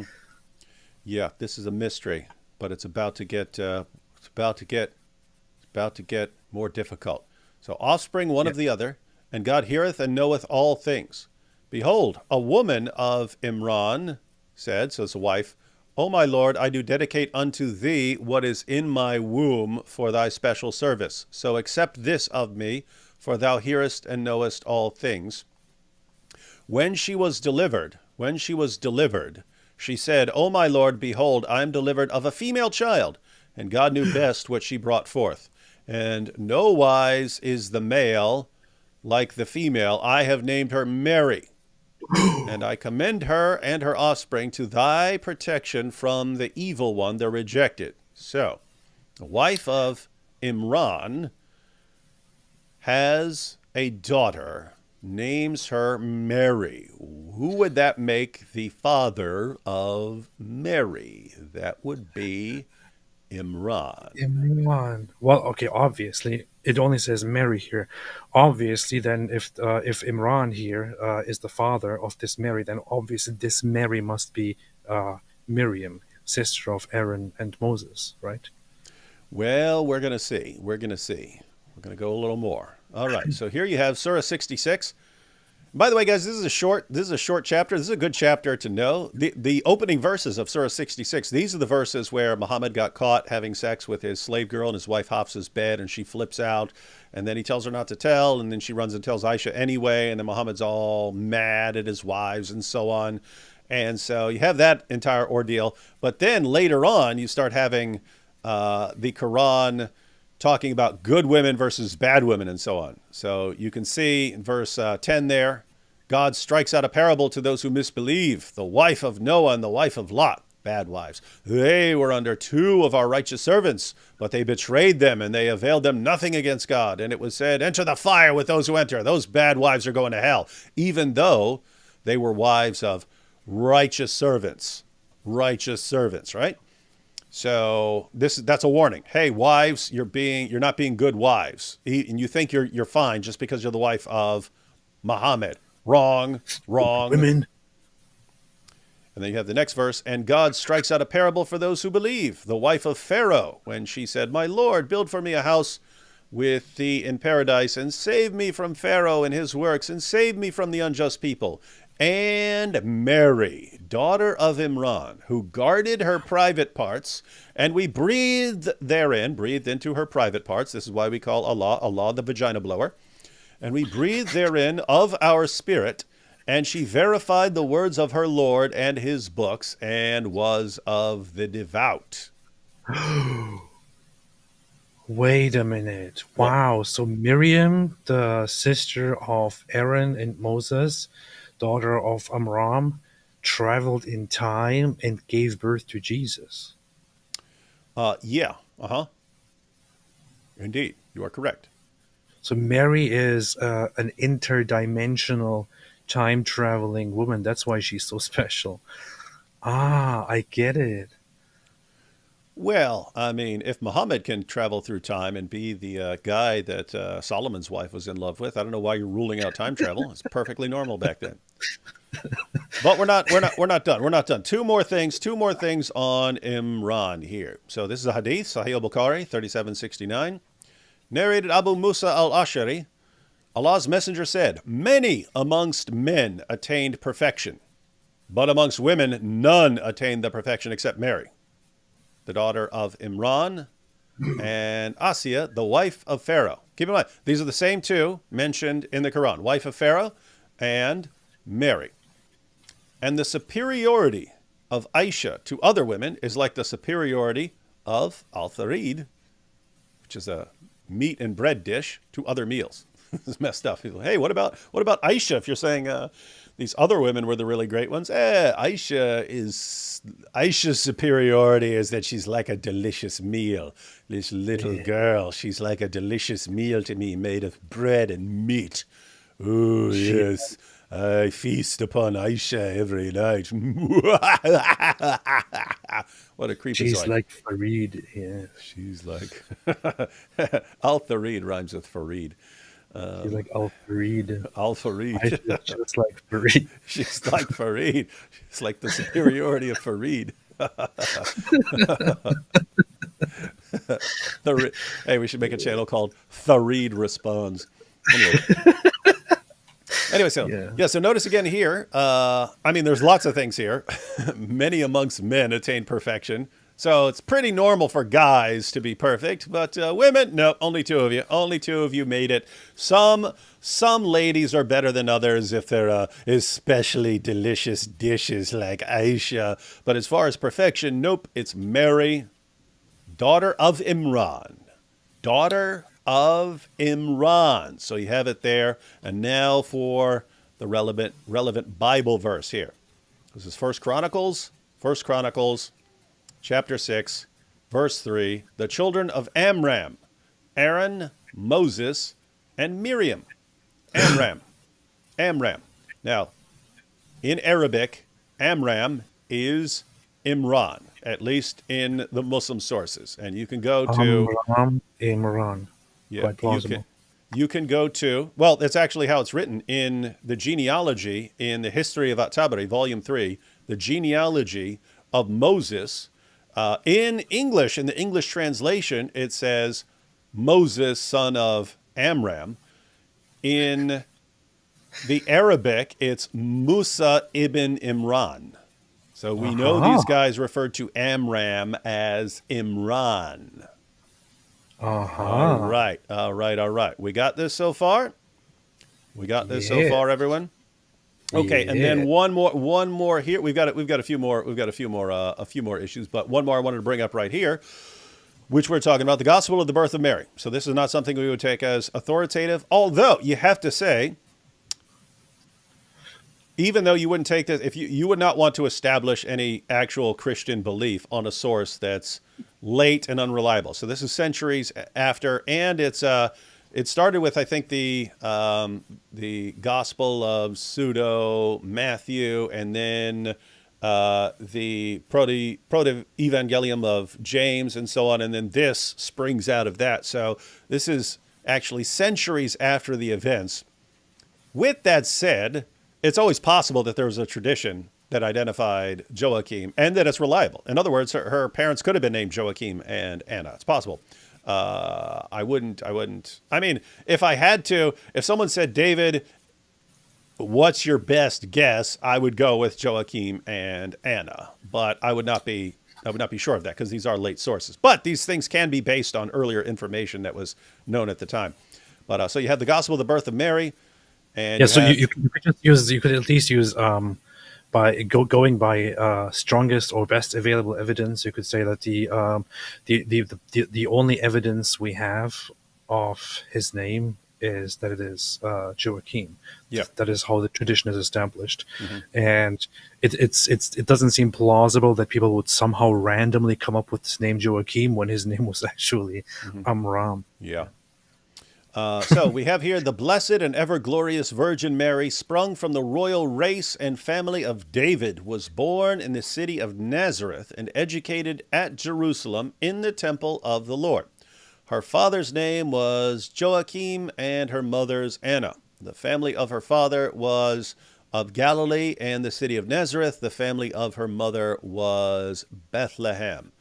So that's the part that the great Sheikh Uthman is leaving. That's not all he's leaving out, because we also have a couple things from a commentary, and he did read the hadith. We'll take a closer look at that, and then we will also bring in Aisha's thoughts on this issue, because it was reported to Aisha once.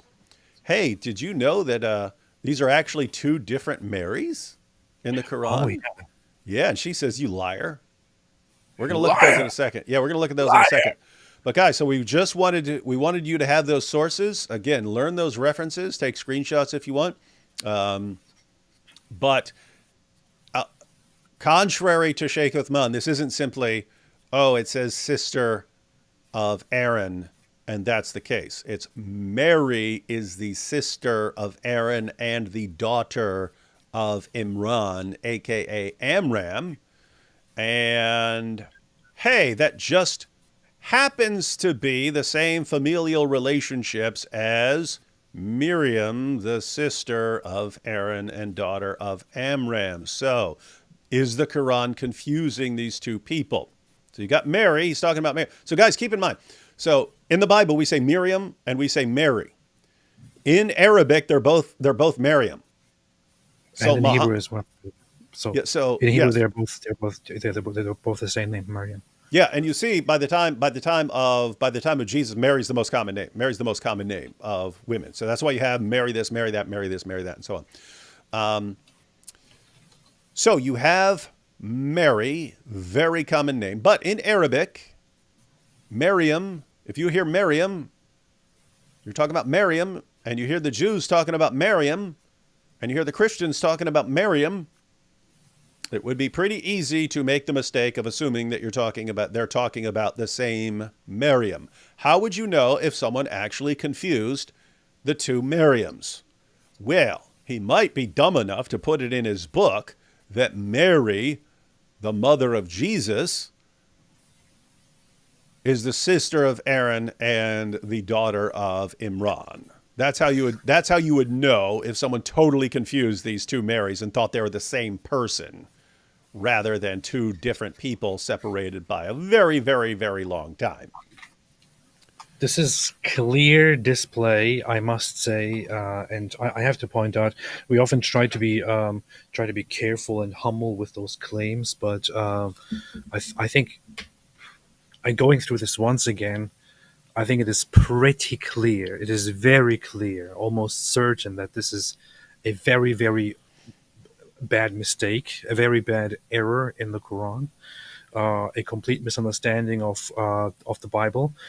And I would say this is very strong evidence that Islam is false, that the Quran is wrong, and that Islam is made up, created by people who didn't know anything, people who didn't know much, who just heard whatever they heard and then just included that. Maryam, Maryam, Maryam.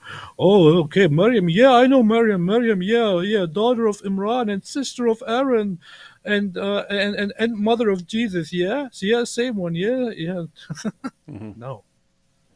Yeah, so Sheikh Uthman's entire approach is along the lines of you have to give Muslims the benefit of the doubt on this. And so it flies in the. In other words, is it theoretically possible that Mary also had a sister, a brother named Aaron and a dad named Imran or Amram? It's theoretically possible. It's just there's so many problems here with why would you call her by her brother's name and not as the daughter of someone? You only do that with really prominent figures, and her brother's completely insignificant to anything. So. And then we're gonna take a look at some hadith. So the method is always give Islam the benefit of doubt on all these things. And it's like if this were the only issue, maybe you could say something. But when Allah explains the Trinity and it's no one's definition of the Trinity ever, we say, oh, he got it wrong. And they say, no, maybe there was some unknown group that taught this. So we're supposed to give the benefit of the doubt, not conclude that he doesn't know what he's talking about. Same thing with Jews calling Ezra the son of Allah. Well, maybe there was some group there's. Okay, why is this used as a blanket condemnation of Jews in general? And why do we have no evidence that this, no, well, hypothetically, there was some group there. Maybe that's who it's applying to. So it's all these like complete hypothetical situation. Maybe when it says that Dul Qarnayn found the pool and the sun's going down into the pool, it's saying that, it was an optical illusion. We're just supposed to constantly give the benefit of the doubt on this. When, keep in mind, guys, this is the same guy, Sheikh Uthman, who sat there and lied to his audience, saying that you can actually calculate an age of 3 for Rebecca and we went through it. We went through it and we actually broke it down, and we caught him lying about the end of Genesis 22. This is why they call him Sheikh ibn Fibbin, which is a criticism to everyone else. Everyone else, if you found out someone's a liar, it would be a problem. For Dawah fans, it's not a problem. I mean, in fact, they wouldn't know what to do with you if you weren't a liar. If a Dawah guy came along and you were honest about everything, what would they do? They wouldn't know they wouldn't know where to put this guy. If you come along, the bigger the liar you are, the more they love you. This is, I imagine that this is probably how it conspired in Muhammad's time. People called Muhammad the ear because he would just believe anything and just hear things and just include them in his stories. He would hear people talk about Alexander the Great, and he would include that in the Quran as Dhul Qarnayn, who is guided by Allah, which makes no sense at all. He probably he hears about Mary, the mother of Jesus, because she's very significant, has a lot of reverence, probably is revered significantly by people, by Christians that Muhammad encounters. They hold her in high regard, which is why he misunderstands them and thinks that they actually think she is God besides Jesus and the Father, which is why this is included in the Quran. For those who don't know, don't joke. The Quran actually tries to debunk the Christian belief in the Trinity, and says and accuses Christians of believing in Allah, Jesus, and Jesus's mother, and then tries to debunk that. But what he hears on one hand from Christians about Mary, then maybe he is hearing a conversation from Christians who are talking about biblical figures, and they mention Miriam, and to specify who they are talking about, since they refer to both of them by the same name, they say that the sister of Aaron, or the sister of Aaron and Moses, and Muhammad thinks, oh yeah, okay, Mary also had a brother named Aaron. Okay, yeah. But okay, now I have learned something new. I have to include this in my revelations that I received from Allah. Yes, next time I mention Mary, I will say, Mary, sister of Aaron. So that's how it might have been established. Similarly, for example, when it comes to the claim that Jews say Ezra is the son of Allah, I mean, Jews might have been, he might have heard it from Jews who were significantly praising Ezra, and Ezra deserves a lot of praise in the Jewish tradition. He is credited as the one who heroically doesn't accept diaspora, but goes back and reunites and rebuilds the Jewish community and the temple and the scripture and all that. So they remember him very, very dearly. And he overhears something and he thinks, oh, wait a minute, these people, they worship Ezra. I have to include this in my next revelation when Allah talks to me.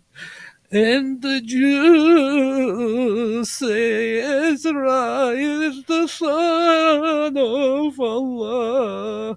May Allah curse them. That's probably how it all conspired. Make me want to convert with that powerful. That was Muhammad Hijab level recitation there, brother. Yeah. All right, so guys, and by the way, AP, that's exactly my thinking. It makes perfect sense where he's coming up with these, how he could possibly come up with these mistakes, right? He hears Christians talking about God the Father. He hears about Christians talking about the deity of Christ. He hears Christians talking about Mary, the mother of Jesus, and he hears Christians saying Trinity. And so you just think, what are they talking about? Oh, it's God, Jesus, and Mary. That's the Trinity there. That's what they mean by the Trinity. Yeah. It makes sense for Muhammad to make this mistake, just like it would make sense for Muhammad to make the mistake about Ezra, or Muhammad to make the mistake about Dhul Qarnayn. It makes sense for Muhammad to be making these mistakes. It doesn't make sense for Allah to be making these mistakes if he's all-knowing. So if you're saying these all go back to Allah, you've got two possibilities. Either he's ignorant or he's deceptive. It's always back, ignorant or deceptive. It's got to be one of those two. But We're not quite done, ladies and gentlemen. We've got a couple more sources. We'll take a couple super chats real quick, and then we will jump into a couple remaining sources, and then we will rewatch Sheikh Uthman's video, ask, and we'll put it to the viewers on how well he actually responded to the real argument. The real argument. I'll probably put AP's graphic back on the screen too after we've gone through the sources, and that way people know what the sources he has on the screen are actually in reference to, because we've read them. We've read them. Candace was never good. Back on Candace, I followed her since long before she got big. She was always a snake in the grass. Tree of Logic is mongoose to that snake. I knew this would blow up in Daily Wire's face the second I heard she joined up. Yeah, Tree of Logic has been one of the great people who have been consistently calling out Candace Owens and consistently calling out people for supporting her just because she's black and a woman and on their side. And Tree of Logic herself is a black conservative woman who actually has principles. So yeah, that's that. Knows Too Much says, if Muhammad's night journey was actually to Diha, the Diha's shrine in Israel is the real Al-Aqsa and what the Muslims are really after. I'm going back to Israel in December. I'm thinking about finding out if we're going anywhere near there. There is a shrine. There is a little shrine for Diha al-Kalbi as Muhammad's favorite male lover. I want to find out, make it a little. That would be fun. How funny would it be to actually be at the shrine of Diha and make a video about him banging Muhammad's butt? Anyway, we'll see. We'll see what happens. I have to look that up and then check our schedule. Sheikh Uthman, inability to hear criticism equals non-existent. It doesn't exist. They can't come up with anything. They have nothing. Oh, I got stabbed. They got stabbed. Look at all this fake blood. I have a cousin named Paul and Peter. So does that mean they're related or are the same person as the Apostle Paul or Peter? That's a good question. Yeah. Muhammad might make that mistake. Oh, yes, this person is a relative of Paul and Peter. Happy feast of the Dormition of the Theotokos for everyone willing. Please pray for a Burmese Muslim named Thandar to see and reject the evil of Islam. Have to say, how cool a name is that? Thandar. Sounds like a ancient warrior. Thandar. Well, that's how you pronounce it, but it's probably like thunder. Yeah, it probably does have some lame pronunciation. All right, guys. So pray for Thandar. He's got a cool name. Thandar. He's got a cool name, but a lame religion. So pray for him. Yeah. Let's see. The British Bookworm says, coming at you from the UK, I've been watching both of you for many, many years now. Cannot thank you both enough for all the time, study, efforts, and intellectual conversations and educational videos over the years. Thanks. Yeah, that's what we do. That's what we do. No, David, Jesus is son of AP. Tell that to Aladdin. What? Why would I tell Aladdin that? Yeah. The pair character here. Please comment also on John 5:26 in relationship to John 1. No. What in the name of common sense are you talking about? People wanted us to go through Bible studies on completely unrelated topics to what we're dealing with. Mosh Cohen says, D-Wood, just saw today your stream with Raymond Ibrahim. I think it's one of the most educational streams I've ever seen. Brilliant, dude. Wow. Isn't that interesting? I ditch AP and do a show with Raymond Ibrahim, and everyone's like, wow, it's such a great stream. Things are so much better. Things are so much better without AP around. But why does he have a fake name? Might have to do more streams with Raymond Ibrahim. Choose a real name like Apostate Prophet. Say something about Mr. Jones again. Which Jones? What Jones are we talking about? There are many Mr. Joneses. What Jones are we talking about? There's Alex Jones. Alex Jones? There's Michael Jones. Got to be Alex Jones, right? There's Jim Jones, who is my favorite of all the Jones. Water's turning the frogs gay. Yeah. And it's turning a certain community into a community of pedos. A pedo cult. It's happening because of the water. It's called Zamzam. Zamzam water. Zamzam water turns you into a cult of pedos. It's a fact. Got the evidence right here. That's true. And let's see. Assumption, falling asleep of Mary, bodily taking up of Mary to heaven. Now everyone knows. I can't find my shoes. I know Sheikh Uthman. Sheikh Uthman took them. He probably did. Yeah. Probably did. I mean, if he'll take a dude's wife, what are shoes going to be to him? Hey, D, what an AP's little brother, PP, do you plan to go over Sam versus Daniel, pedophile debate in Fresh and Fit? Yeah, we already said we are. Yeah, we are going to go through that. I'm still coordinating with Jay Dyer, brother of Moses. Once we have figured that out, we might get to it. Yes, we will go through that. Conclusion, Mary of Quran is not Mary of the Bible. Therefore, Isa is not Jew or Christian Jesus. We Christians overthink this problem. Islam has their own Mary, Jesus, Ibrahim, Musa, etc. Nice, Sheikh, makes sense. Yeah, that's actually a good point. If you're going to say, oh, this is a different, this is actually good, AP. If you're going to say, hey, oh yeah, Aaron, but it's a different Aaron, and Imran, but it's a different Imran, well, why is it not a different Mary and a different Jesus? If everyone's different and you could just say, maybe there's a different, okay, maybe there's a different Mary and maybe there's a different Jesus. And you say, but And no, also, I mean, we know who Mary is. She's the famous. Well, why are you saying there's another Aaron who's not the famous one? Huh? And a different Imran that we've never heard of and contradicts the only information we have on who Mary's parents were. Why? and also a different Allah. It's a different God. It's a different Allah. See, we've solved all the problems. Thank you, thank you, thank you. All right, we'll get back to those in a couple. Hey, look at the picture there. Mother Queen. Pretty dope. Pretty dope. All right, couple more sources, ladies and gentlemen. Just a couple more. A couple more. Because as Uthman pointed out, and as AP mentioned, like if people of the time didn't bring up an argument, then they say, oh, but no one during Muhammad's time brought up the argument, so you can't use it.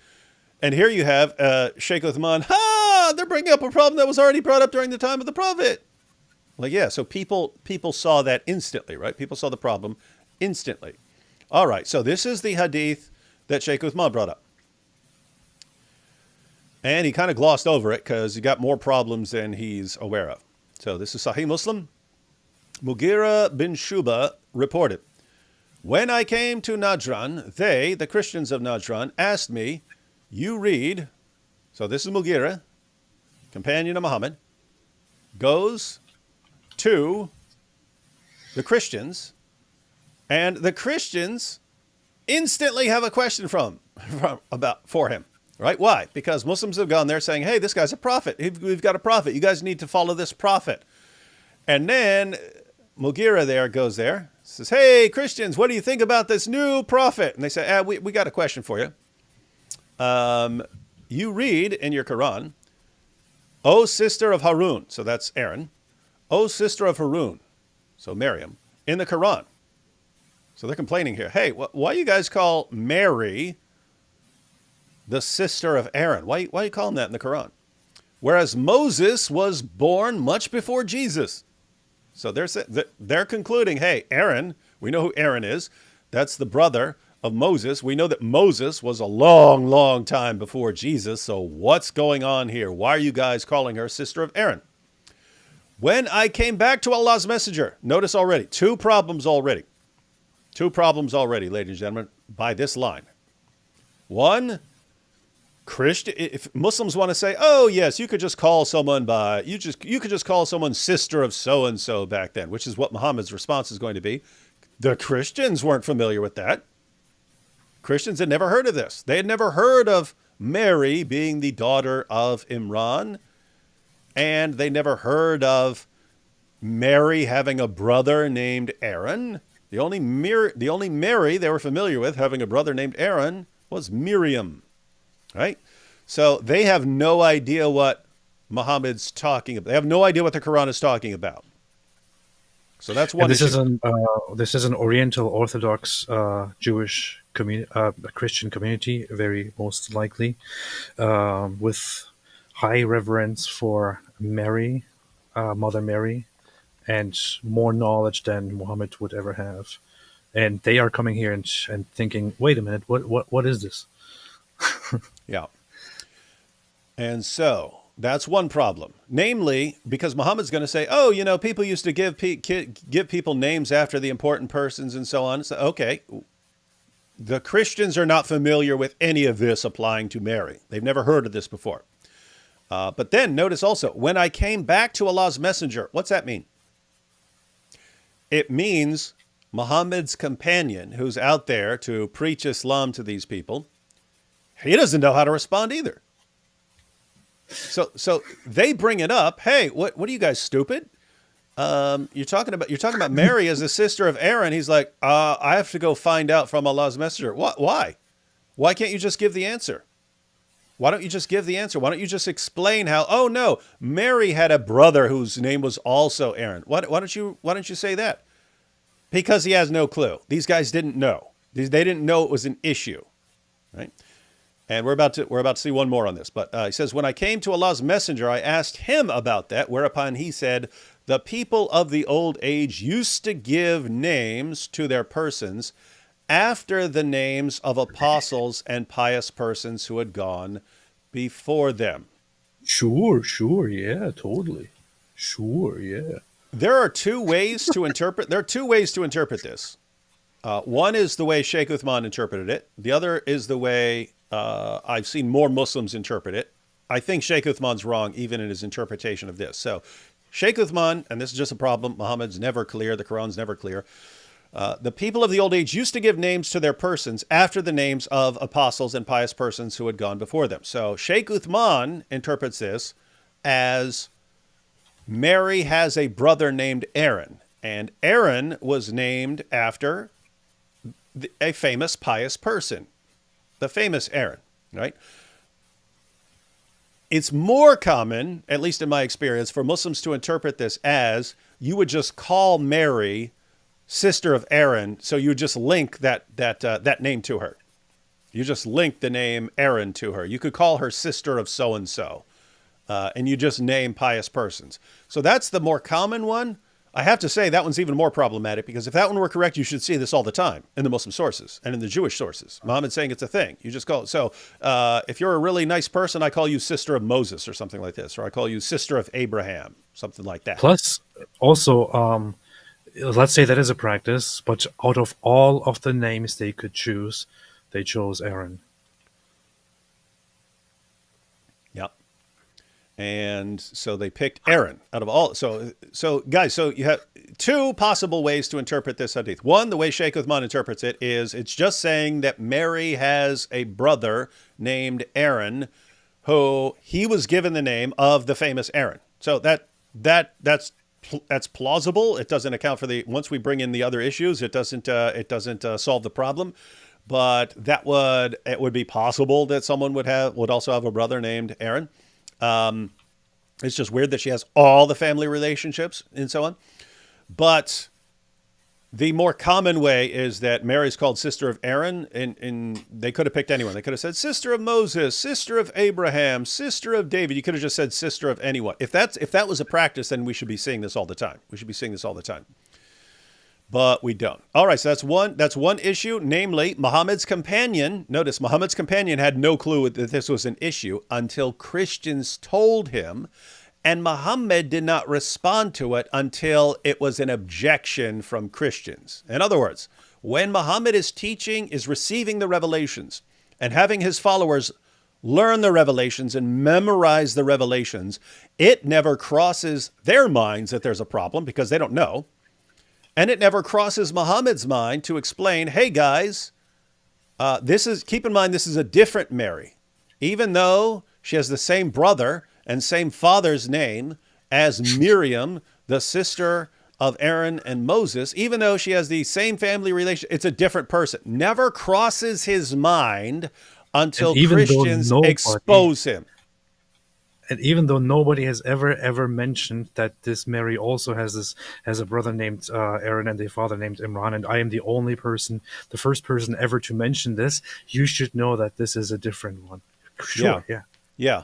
And that's a problem. Muhammad's responses to these things never come up until people point out a problem. It's the same thing with when they were Muhammad's companions were reciting the Quran differently, and they're ready to fight over this stuff. They're reciting the Quran differently. They come to Muhammad. He says, "Okay, how do you recite it?" One guy recites it. He says, "Okay, how do you recite it?" Another guy recites it. Muhammad said, "Yes, Allah revealed it in 7 different ways." Always an excuse. Yeah, that's the Always point. an He excuse. doesn't say it as he's delivering the revelations. He doesn't say as he's delivering the revelations. Oh, by the way, Allah's revealing it in a bunch of different ways. I'm going to tell some of you one thing and some of you something different. It's only after they realize that there's a problem, then suddenly he comes up with some ad hoc explanation. That's exactly what happens here. No one has a clue that this is an issue until Christians raise the objection. Then Muhammad, oh, don't you know? Don't you know how they did things back in the day? So that's one passage. And here's This is another. also very briefly, very interesting thing about this hadith that we just read, which is it only comes up when somebody is sent to preach to these Christians and invite them to Islam. You can see here that they're basically doing the very same thing that is being done today, where Muhammad probably tells this guy, "Hey, you go to those Christians and invite them to Islam and tell them that I am the true prophet, and to appeal to them, to make it more appealing to them, tell them about what I said about Mary and Jesus. They will love it. They will love it, and they will convert. They will believe." And of course, he goes and mentions one of the very few things that Muhammad said about Jesus, which is that she gave birth, and the people said, "Oh, sister of Aaron." And then they're like, "Wait, that's weird. You Mm-hmm. know, it doesn't look like a very good plan." But the Yeah. tactics of just using specific talking points to get them are quite the same. Yep. The dawah doesn't change, ladies and gentlemen. Here you have. So this Now, is from Tafsir of Ibn Kathir. Matter of fact, let me go with the other passage from Ibn Kathir because this is from the non-abridged version. The version that you get in English is abridged. So this is what you read in English, and you have that other passage about Aisha, and that just gets left out of the English translation. But check this out, because here's Ibn Kathir explaining the passage. He gives multiple responses here. So he's commenting on, "O sister of Harun," so from Surah 19, "O sister of Harun." This means one resembling Aaron in worship. Did you catch that? Look at that. Like, how many different explanations can you possibly give? This is Ibn Kathir. He says, calling Mary sister of Harun means she resembles Aaron the way she worships. It's amazing that Sheikh Uthman knows even more than Ibn Kathir. But think about this, guys. So you could just say, one, how these people know how Aaron worshiped, but how are you going to say, "Hey, wait, look, I notice that Mary worships the same way that Aaron does, so I'm going to call her sister of Aaron." That's good. That's good. So that's a suggestion. But let's keep reading. "Your father," so this is from the Quran, in parentheses is the Quran. "Your father was not a man who used to commit adultery, nor your mother was an unchaste woman. They meant you are from a good, pure family, well known for its righteousness, worship, and abstinence from worldly indulgence. How could you do such a thing?" All right. And what's so wrong with you? now let's keep reading here. It was so Ali and Asudi both said, "It was said to her, 'O sister of Harun,'" so this is a different theory, "referring to the brother of Musa." Wait a minute. Sheikh Uthman thinks we're idiots. I mean, complete morons. We're the dumbest of the dumb for saying, "Ha ha, you think this is talking about the sister of Aaron? Aaron? You mean Aaron and Moses? Come on, how stupid do you have to be?" What does this say right here? "O sister of Harun," referring to the brother of Musa, because she was one of his descendants, right? So here, completely different theory. So the first one was Mary resembles Aaron in worship, so we'll call her sister of Aaron. Here you have, "O sister of Aaron." It's actually referring to the brother, Aaron, the brother of Moses, because she's one of his descendants. So instead of calling her daughter, because you'd say son of David if you're a descendant of David, son of Abraham, if you're a descendant of Abraham. You'd say daughter of so-and-so if you're a descendant of so-and-so. But here it's sister of Aaron, because you're one of his descendants. This is similar to the saying, "Oh, brother of Tamim," to one who is from the Tamimi tribe, and "Oh, brother of Mudar," to one who is from the Mudari tribe. It has also been said. So this is apparently the he's comparing it to tribes. So apparently she would be of the tribe of Aaron. That's good to know. It has also been said that she was related to a righteous man among them, whose name was Harun, and she was comparable to him in her abstinence and worship. So here you have Sheikh Uthman's theory. It's maybe and there it says related, but we'll go ahead and work Sheikh Uthman's theory into that one, that she actually had a brother named Aaron. What's the takeaway from the Ibn Kathir passage here? They have no clue, and therefore they just make up a bunch of explanations that they have no evidence for. And that's, keep in mind, if they had one good one, they would just stick with that. They've got a bunch, none of them make sense, and they're all made up, and they have no evidence for any of them. But you can just say things, like you can say anything. I mean, you could have said, I mean, put it this way, that verse of the Quran could have said, "O Mary, sister of Aaron and Moses, daughter of Imran, as I led you, Mary, mother of Jesus, out of Egypt through the Exodus." You could say all of that and say, "Oh yeah, it's just talking about other things." It was coincidentally, Mary, the mother of Jesus, had brothers named Aaron and Moses, and a father named Imran, and then she was led on the Exodus. You could say all that stuff. That's exactly what they would do. That is exactly what they would do, and we would be expected to go along with it and not question it at all. Okay. In fact, we would be mocked for insisting that is a ridiculous explanation. Yeah, we would. And so, guys, so here's Ibn Kathir in the English. There's something left out of the English translation of Ibn Kathir, and it's this. So here's a story that's actually supposed to be part of this. But it says, it was narrated from Ibn Jarir, narrated from Yaqub, blah, blah, blah, blah, blah, blah, blah, blah, blah, blah, blah, who stated that he was told that Ka'b said the verse that reads, "O sister of Harun," Aaron, of Surah 1928, does not refer to Aaron, the brother of Moses. So Ka'b says, "Hey, sister of Aaron, that's not about Aaron, the brother of Moses." Aisha replied to Ka'b, "You have lied." It is the same Aaron. Aisha replied to Ka'b, "Liar. You have lied." Liar! Liar! Liar! You're a liar. You're a liar. Ka'b responded, "O mother of the believers, if the Prophet, may Allah's prayers be upon him, has said it, and he is more knowledgeable, then this is what he related. Besides, I find the difference in time between them, Jesus and Moses, to be 600 years. He said... But isn't it interesting that Aisha has a different idea of this than what they think? Yeah. Huh. And keep in mind, she's interpreting this as they're the same person. The two Marys are the exact same person. How do we know? Because as a response, this guy says, "What are you talking about? Jesus and Moses were centuries apart." He's off on the 600 years, but he's saying these guys are centuries apart. This can't be the same person, which means that he's responding to Aisha, who's convinced that, yes, you're talking about the same Aaron, and therefore you're talking about the same Mary. And she's calling him a liar for saying that they're actually two different Marys, two different Aarons. It can't possibly be the same thing. What does this mean? So guys, here's the question. Aisha thinks that the two Aarons are the exact same Aaron, and she thinks that the two Marys are one Mary. Question, where did Aisha get the idea that Mary, the mother of Jesus, was the same person as Miriam, the sister of Aaron and Moses? Where did Aisha get that idea? Did Jews tell her that? Did Christians tell her that?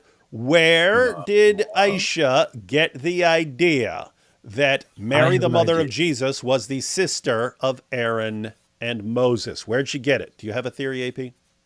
Yeah, I would guess that it may have been Muhammad when he was one day having a good time with Aisha.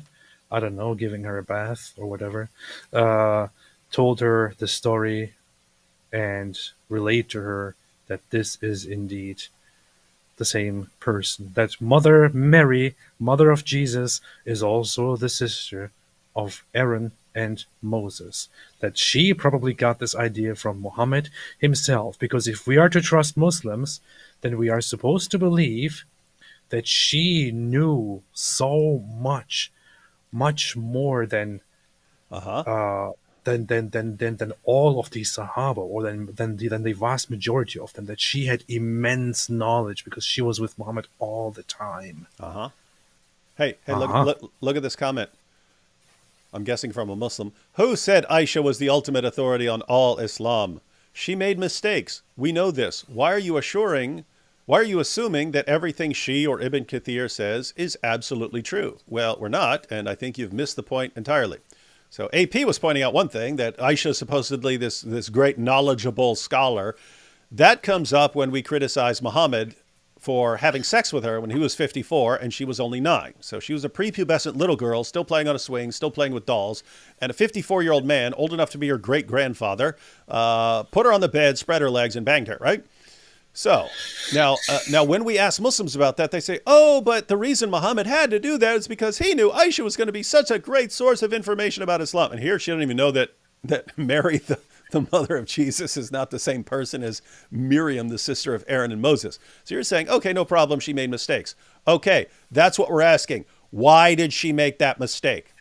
In other words, I've never heard anyone else in all of history think that Mary, the mother of Jesus, is the same person as Miriam, the sister of Aaron and Moses. Aisha thought that. Where did she get the mistake from? What caused her to confuse these two Marys? What caused her to do it? The answer, Fuad, is the Quran did. Because of the Quran, she thought that Mary, the mother of Jesus, is the same person as Miriam, the sister of Aaron and Moses. So the question is, why is your Quran misleading people? And why do Muslims like Sheikh Uthman mock us when we're reading the Quran the exact same way that Aisha thought it, according to what Aisha thought it meant? That's a good point actually. Where when Uthman mocks the idea that this refers to that Miriam or to that Moses and that Aaron, then he's not just mocking us for suggesting this. He's Mm-hmm. also mocking Aisha and Ibn Kathir and so on. Yeah. At the end of the day, ladies and gentlemen, you've got the Quran. And it was not an issue until Christians exposed it. But according to the Quran, Mary, the mother of Jesus, is the sister of Aaron and the daughter of Imran. That's what Muhammad was teaching to Aisha. That's what Muhammad was teaching to his companions. Never crossed his mind that, hey, I need to clarify that we're talking about two different people here. No. It didn't come up until Christians find out about the Quran and then expose him as a false prophet. That's when he comes up with a different explanation. And here we are 14th century later. We're just supposed to go, oh, there's this explanation for why the Quran really, really sounds like it's conflating these two completely different people. And the reason is in Allah's perfectly clear speech, his perfectly clear speech, which leads people like Aisha into error, like stupid error. How could you not know? Guys, keep in mind, she's supposed to be this very knowledgeable person. She's learning about Islam and the history of all these prophets and figures and so on from Muhammad himself. She's in a community where all these things are being taught, and it never crosses her mind to think that Mary, the mother of Jesus, is a different person from Miriam, the sister of Aaron and Moses. Why would she have not picked up on that? Like a Sunday school student would know that. And Aisha, the mother of the faithful, doesn't know it. And it has to be exposed after Christians point out the mistake, point out the blunder. Well, obviously, because she was stupid and ignorant, and all the Muslim Yep. apologists Yeah. What today did who are telling us otherwise are much more knowledgeable and much smarter than this little Yeah, child. Aisha, what did she know? What did she know? She's just some completely ignorant little bimbo that Muhammad was banging. It's not like she's a great scholar or something. The story constantly changes. The story constantly changes depending on. So if the question is why would Muhammad bang this little girl? Oh, it's because she's so brilliant. She's so brilliant. That's why she transmitted so many hadiths. And if she says something embarrassing about the Quran, oh, what does she know? That dirty little Lolita.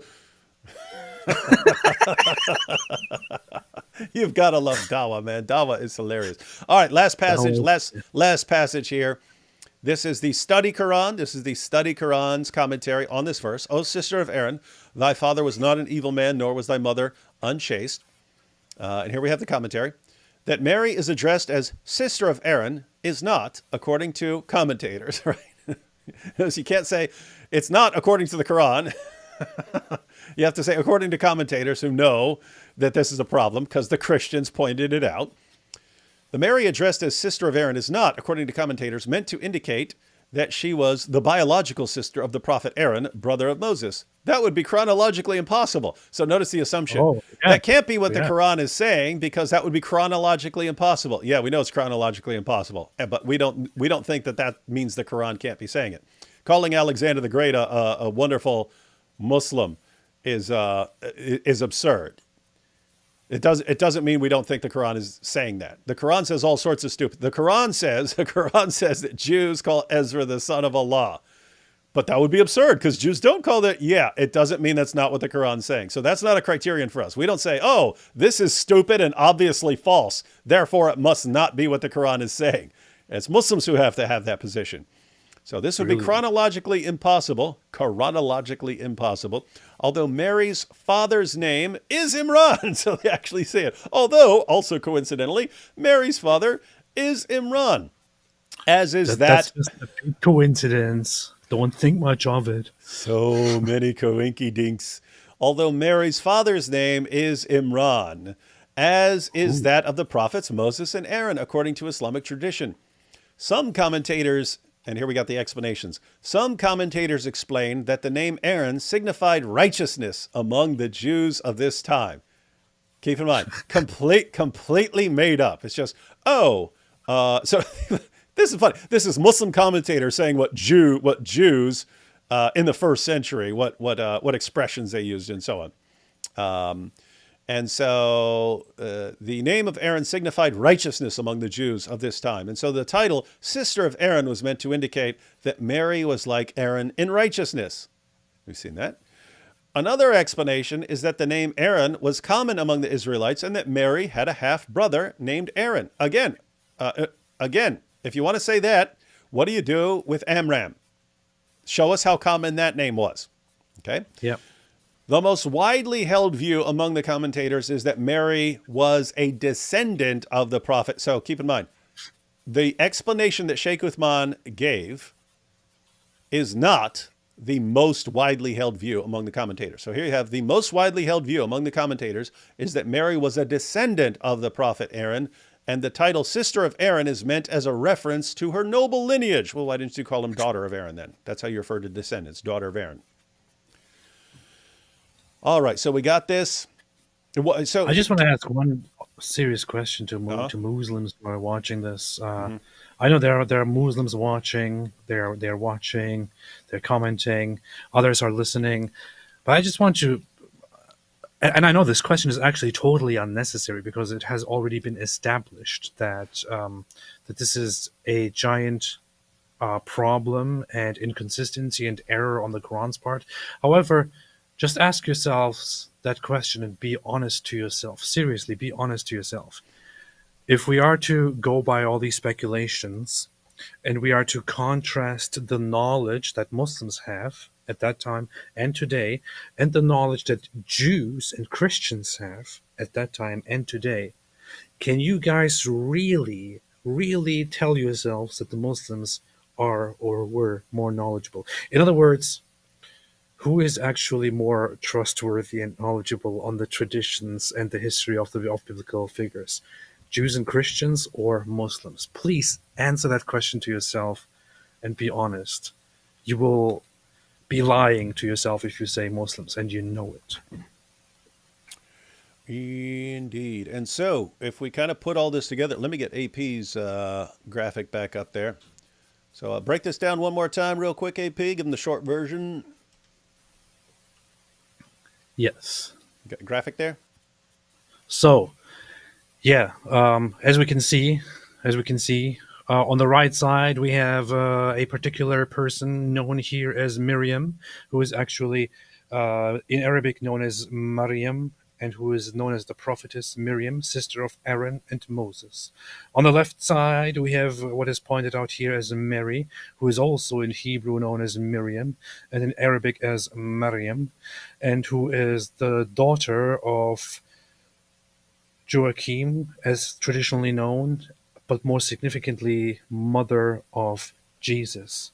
However, and as we can see, on the right side, Miriam's father is Imran or Amram. But the Quran gives us three different sources in which we read Mary, sister of Aaron, Mary, daughter of Imran, and Mary, daughter of Imran and mother of Jesus. It very much looks like the Quran hears of Mary and thinks of the Mary on the left side, the mother of Jesus, prominently mentioned by Christians, but confuses things a little bit with the genealogy and gets it wrong and refers to her as sister of Aaron and daughter of Imran, also known as Amram, is explicitly mentioned in the Bible as father of Miriam. This is a blunder, a big blunder. Big blunder. Yeah, so guys, me and AP give a pretty simple explanation. And guys, you always have to this is how you conclude that the sun does not go around the earth, right? Keep in mind, if you're just sitting here and you see the sun go across the sky, you got two possibilities. Either the sun's going around the earth or the earth is spinning and it's going around the sun, right? As far as just looking at the sun, well, that would fit either one. The more you find out, the more calculations you do, the more gymnastics you have to do to get the earth going around the sun, right? You have to start doing all sorts of, oh, there's this and there's this and there's this and there's this and it's causing that and there's this and there's and you have to end up with a lot of stuff packed in, right? This is the idea behind Occam's razor, although he was talking about like multiplying causes and so on. But the principle is used if you have like some simple explanation that makes sense and fits the evidence, and then you have like this ridiculous theory that requires all these additional unproven assumptions and speculations and so on, probably go with the simple explanation. The simple explanation is Muhammad and the early Muslim community, they hear about Mary, the mother of Jesus. They hear about Mary, the sister of Aaron and Moses, and they make a mistake. And they think they're the same person. And it's not until Christians point out that it's two different people that Muhammad has to come up with an explanation. Okay, that's our view. He made a mistake. Anyone can do it. People make mistakes. It's very common for people to make mistakes. And we're not ruling it out by assuming from the beginning that the Quran is the miraculous, perfect word of God, as Sheikh Uthman does, right? So that's a very simple explanation, and it makes sense of everything. It makes sense of all of the evidence we have. Then we have the Muslim hypothesis, which is that Mary, contrary to everything we know about her, had a sister named Aaron, or she's a descendant of Aaron, or there's just this literary device where you call someone sister of so-and-so if it just means you're righteous or you worship in the same way as that person. And just coincidentally, she also has a father named Imran, and so on. And the Muslims didn't know about this until Christians pointed out. And Aisha called a guy a liar for saying these were two different Marys. She said, "You liar, how dare you lie," right?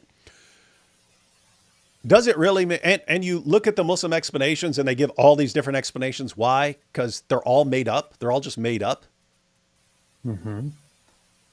If you as a Muslim want to say, well, I believe the Quran's perfect, so I have to believe one of these ridiculous theories that make no sense. Okay, yeah. Do you at least understand why we think this is like complete nonsense? Like from an outsider's perspective, when we look at this and we're like, wait a minute, Mary, sister of Aaron, daughter of Imran, and the early Muslims actually thought they were the same person until Christians pointed out that Muhammad had to come up with some mental gymnastics. Oh, come on. And keep in mind, we're also, in our minds, because I pointed out, if this were the only thing, maybe you could give the benefit of the doubt here.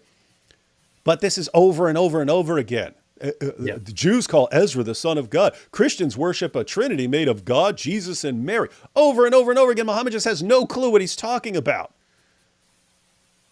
And so, do you at least understand why we don't take your explanation seriously? Anyway, Or just think about it. We are confronted with this whole narrative here. It makes us significantly doubt the narrative, the credibility, the authenticity of the Quran. And in conclusion, we conclude, just like many others, that this is a mistake and that the Quran cannot be the perfect word of an almighty, all-knowing God named Allah. We came to this conclusion because of these very clear traps, if you want to call them so. So it looks like we were basically set up. If Islam is true and we are wrong, it looks like we were set up here by Allah. Yeah, because that's an additional point. AP is that Allah, he constantly brags about how perfectly clear his speech is, and he's sitting here bringing up some Aaron for no reason. That's actually a different Aaron than the Aaron everyone knows about, and a different Imran than the one that people know about. He's bringing up all these people does Allah know that this is going to cause massive confusion and that the Christians are going to think the Quran is a joke because it's making this blunder, and that Muhammad's have to just come up with some explanation that here we are 14 centuries later, we're going to be pointing out how silly this is. And you got Sheikh Uthman, let me tell you how stupid all these people are, that this is going to have to be the response, and he's not actually going to be able to deal with the real argument. Does Allah know all this? And if so, why? Why would he do this in his perfectly clear speech? Why would Allah, here's the question, why would Allah, in his perfectly clear speech, knowingly cause this confusion, so much confusion that even Aisha, the mother of the faithful, called someone a liar for pointing out the truth, namely that these are two different people? Yeah. Why? Why would Allah mislead people like he, according to Islam, misled Jesus' followers into thinking that he died on the cross and so on? Why? Why does Allah do this? Ask yourself, would it be better if this whole statement, Mary, sister of Aaron, never existed in the Quran? Would it make us doubt less? Why is it in the Quran? Is it really necessary? Would the world be better? Would the Quran be more reliable if this quote wasn't there? What purpose exactly does it serve? None, far as I can tell. Nothing at all. Weird stuff. It'll give them trouble. Hey, shout out to Mosh Cohen for gifting 5 Apologetics Roadshow memberships. Everyone who got a free membership, be sure to thank Mosh if you haven't yet. All right, so we're gonna watch Sheikh, since his video is short. We're gonna watch Sheikh Uthman's video one more time, and then we're gonna take a poll, ladies and gentlemen. We're gonna take a poll whether he actually refuted the argument. And we know we've got some Sheikh Uthman fans here, so we'll see what his fans think. All right. One more time. Alhamdulillah wa salatu wa salam ala Rasulullah. The Quran is so perfect and Islam is so perfect that the enemies of Islam, the Christian apologists, atheists, and others, they can't come up with any criticism. So I just stopped it in the same spot. It's like so ridiculous. If you wanted to say good criticisms, it would still be false to say that, but the idea that we can't come up with criticisms, we could do shows every day for the rest of our lives and not be done criticizing the Quran, Sheikh. So Better luck next time with that part. But we'll pretend he didn't say that stupid thing. We show them clear contradictions. That's like saying, and as much as they hate me for my powerful dawah, there's no criticism that they could point at me. Nothing. I've done nothing that they could possibly criticize. Yeah, welcome to fantasy land, Sheikh. In the Bible where it's 21 and 20 and 8 and 18 and 22 and 42, so many clear contradictions that they have no responses. What do? So many clear contradictions in the book that we go to prove that Muhammad's a prophet, and the book that the Quran affirms as the inspired, preserved, authoritative word of God, and I still can't answer that. They come up with the most foolish arguments against the Quran. They claim there are contradictions in the Quran. Yes, and even when they're saying exactly what Aisha thought, they're so stupid for thinking exactly what Aisha thought. Which should not be surprising, because Aisha was stupid too. Yeah, she was stupid. Why? Of course, she's a woman. She has half a brain. Absolutely none. Now, some of the ones they mention are so funny that it shows you the perfection of the Quran, that how perfect is it that they can't come with anything better. Guys, do you hear what he just said? This issue with Aaron and Imran, the confusion, which misled even his own wives and companions and had to be corrected by Christians. This shows how perfect the Quran. Yeah, I take back what I just said earlier. Here, Sheikh Uthman just found a very good reason why this Quran verse exists. It is to show that it shows, it proves the Quran it. is so powerful that we are so pathetic that this is what we are going for. Yeah. Yep, powerful dawah. One of the ones they come up with is they say the Quran calls Miriam Ukht Harun, that Mary was the sister of Aaron. And they say, daughter of Aaron, the brother of Moses, was so long ago. How could she be the sister of Aaron? There's more than one person named Harun. This is so... But Aisha and your companions didn't know about that until the Christians pointed it out. Then you had to come up with this rule. So childish. It's so childish that even a child, Aisha, came up with the same thing. Yeah. To be fair, Aisha was a child, so it was probably childish of her to give that as an explanation. You gotta love the Dawah guys. They're awesome. And this is not something we're coming up with some kind of answers with. The Prophet Muhammad, peace and blessings be upon him, 14 and a half centuries ago was asked about this particular verse, and the hadith in the Sahih of Imam Muslim, the authentic narration, the Christians of Najran, they asked the Prophet Muhammad that how could Mary be the sister of Aaron? And why did they ask that? Because they've been told to believe in the Quran. They spotted the problem. Not one of Muhammad's companions spotted the problem. Christians spotted it instantly, and Muhammad's companions had no idea how to respond. They had to go back to Muhammad, and this is his ad hoc explanation after the objection was raised by Christians. Then he comes up. Just imagine, just visualize the scenario. Just visualize what probably happened there. Here is Muhammad's guy on the mission, on a task by Muhammad to preach to these Christians.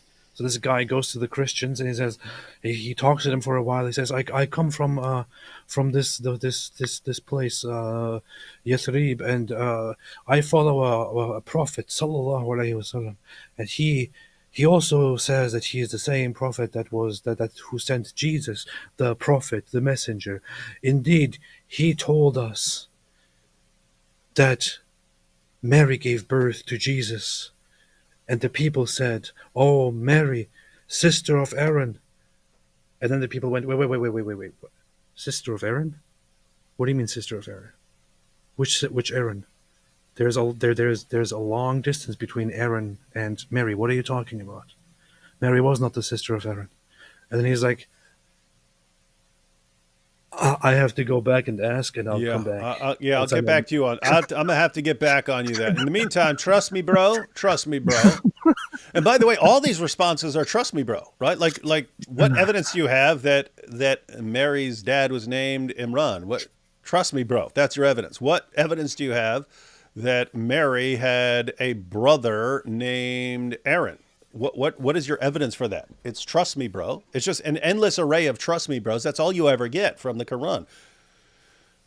Aaron. So the Prophet Muhammad, peace be upon him, explained. He said, look, the children of Israel used to name their children after the prophets and the pious people. So it's not the same Aaron. Now, Ah, just to and how do illustrate we that know point, this? And keep in mind, that's not even what the explanation he just gave is not even the majority explanation, not even the majority interpretation of that hadith. And he's saying, oh, this is so clear. This is such an easy response. And the vast majority of commentators don't even agree with how he's interpreting that. But this in is the the Bible, explanation. And what is the evidence for this explanation? Well, it is Muhammad, who is also the one making the claim. Yeah, who's the same guy who, once his followers found out that they were reciting the Quran in different ways, he said, oh, yeah, Allah revealed it in all those ways. And they had no idea about this before.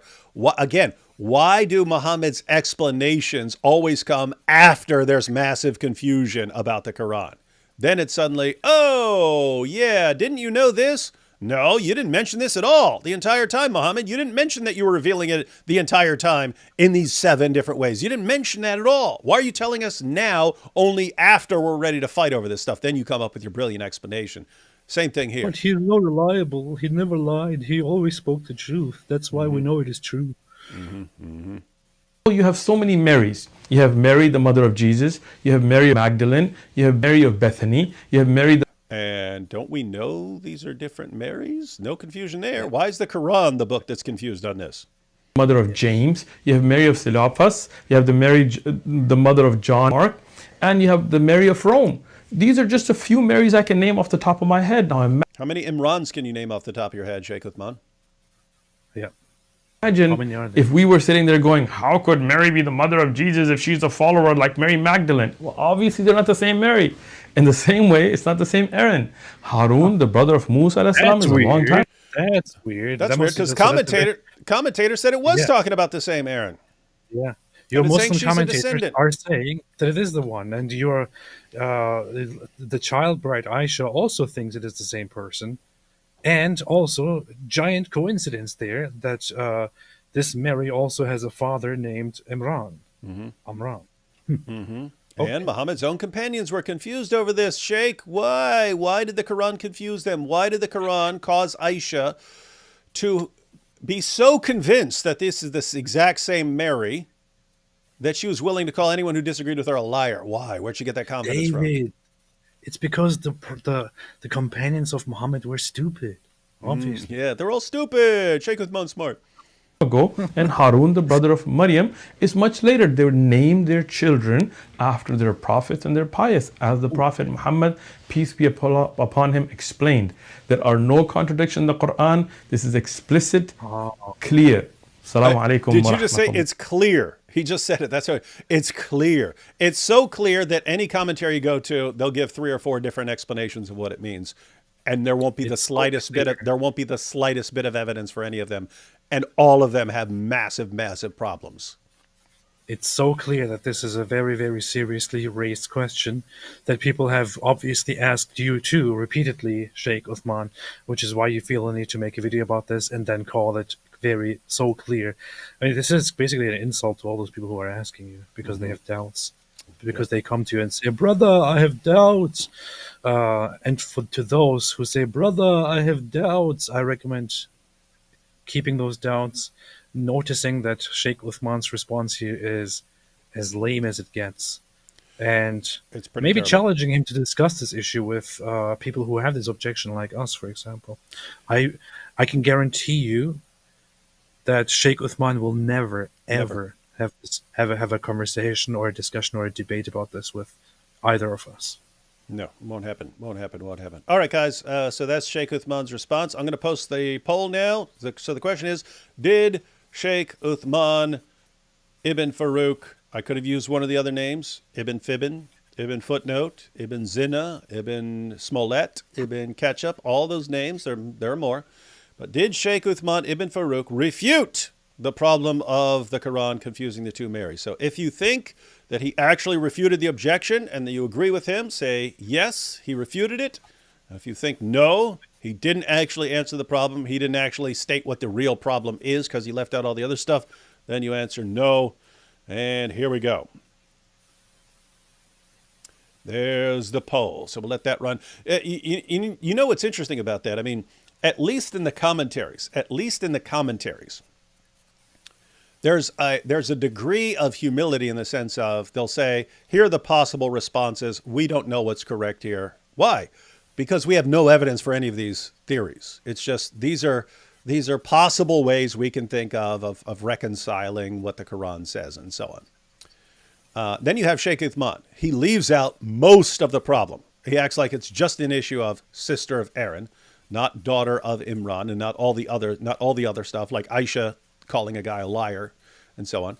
He leaves out all of that stuff, pretends to give a response, and apart from that, it's just his confidence that persuades the Muslims. Like, ha ha, these stupid guys, they're so stupid, they can't come up with one criticism, and they think this is an objection when it's actually the proof. It's actually the proof that the Quran is perfect. Look at this, it's the proof. It's the proof that the Quran is perfect. And they're all sitting there going, wow, can't believe all these dumb guys keep raising this objection that has been raised for 14 centuries because Allah, for some reason, made the Quran, put this massive confusion in the Quran. Never crosses their minds. Look at these stupid idiots. They're just as stupid as Aisha and the Sahaba. And just as even almost as dumb as Ibn Kathir. Yeah. Wow. Well, so this is Islam and this is modern dawah, guys. Their goal is never, ever, ever, as far as I can tell, to really answer the objections. It's not their concern. Their main concern, their main objective as dawagandists is to sound so incredibly confident that their dumb audience, who can't even follow the arguments, they don't even understand the arguments, they're too stupid to understand the arguments, but they want their audience to think, well, he's so confident, he must be answering it successfully. Why else would he be so confident? Why would he be so confident unless he had just completely destroyed the argument? I don't understand his response. I don't understand what the argument was. I definitely don't know what the evidence is, but look at his confidence. It's so great. He must be telling the truth. And that's his how beard. it works. Yeah, and he's got a beard. And because of his beard. Yeah. Do you have a beard? No. All right, we'll let that poll run for a couple minutes so Sheikh Uthman's fans can come and rally some other fans to try and come in here and sway the vote. Take some super chats and then we'll check out the final poll results. When is World War III? Now. Well, not really. I'm so bored, and I'm wondering too. Like, I was kind of excited that things are going in a bad direction, and that the World War is coming soon. But still, it's like today, no escalation. Tomorrow, no attack, no escalation. What's taking so long? That's what I'm is taking so long? Eastern Europeans still remember how they were treated by the Ottomans. They won't voluntarily sign up for another round of Islamic invasion. Yeah, we've pointed that out multiple times that the people in Eastern Europe, they remember it more. It was a bigger issue coming in there. And even though you had Islam in Spain and all the way up into France and so on, it's a more distant memory for Western Europeans and Central Europeans. So the Eastern Europeans, they remember it more and they take it way more seriously. Prop Quran hashtag Allah be confused. You know what I'm most so one of the reasons why I wish a world war would come soon is that how many movies are there? How many books? How many series? How many games are there about World War II? Yeah, endless. We need new games. Like, we are sick of it. I want more. I want new movies, new narratives, new games. We need new games, and the only way. Yeah. We need the only way to get the new war. games is a new war, and then new games based on the war. It's time. It's getting Prop old. Quran hashtag. That's actually good. Allah be confused and Allah dementia. That's nice. That's good. Maybe the Germans take their no Nazis obligation seriously. Maybe they can smell the stench of the people who are the real new Nazis and are shutting it down. Germans just, they're not wired to feel some of the same compassion. It's like you have a nation of borderline psychopaths is all I'm saying. You can condition them to behave, Germans, you can condition them to behave in a certain way, but they can flip a switch and just become brutal psychopaths in a heartbeat. Germans are based. Germans. Google Sigmund Freud and the Jewish mystical tradition by David How is that pronounced? Because it does look like bacon. The book is real. But Bacon? I Bacon? yeah, but I said I found it actually and looked into it, And you're saying it doesn't say what she said, and that you're and thinking, I even bought the online the PDF version of the book, not to be confused with PDF file, which is Muhammad. But I got it. I also immediately made a word search. There is no mention at all on Baphomet in the book. I read a few parts. It is clearly an analysis that is in no way ill-intentioned about Judaism or Freud. But I will read the thing. I will read the book. I will read through it, and then probably respond to insults. She's completely lying again. no, you're Surprise. lying. Who are we supposed to believe? She's got a way bigger platform. That's true. Exactly. That's why you're jealous. I'm so happy that my master plan of including breakdancing in the Olympics has finally been approved. Now the end of the West is certain. Ayatollah. Why do people have a problem with the whole inclusion of breakdance? It We can have it is gymnastics if you can't have breakdancing, man. yeah. I mean, why are you We going need to have to why are you going to have synchronized swimming, but you can't have breakdancing? That was yes, probably the exactly. objection to saying, hey, why can't we have breakdancing? Exactly. We should And have what's everything next? Beatboxing? I nominate myself. everything that requires or any amount of effort on any body part or legs thereof in any way, shape, or form should be included in the Olympics. And It's obvious. rapping should also be in there. Yeah, yeah. Why not making awesome YouTube videos? That should be an Olympic event.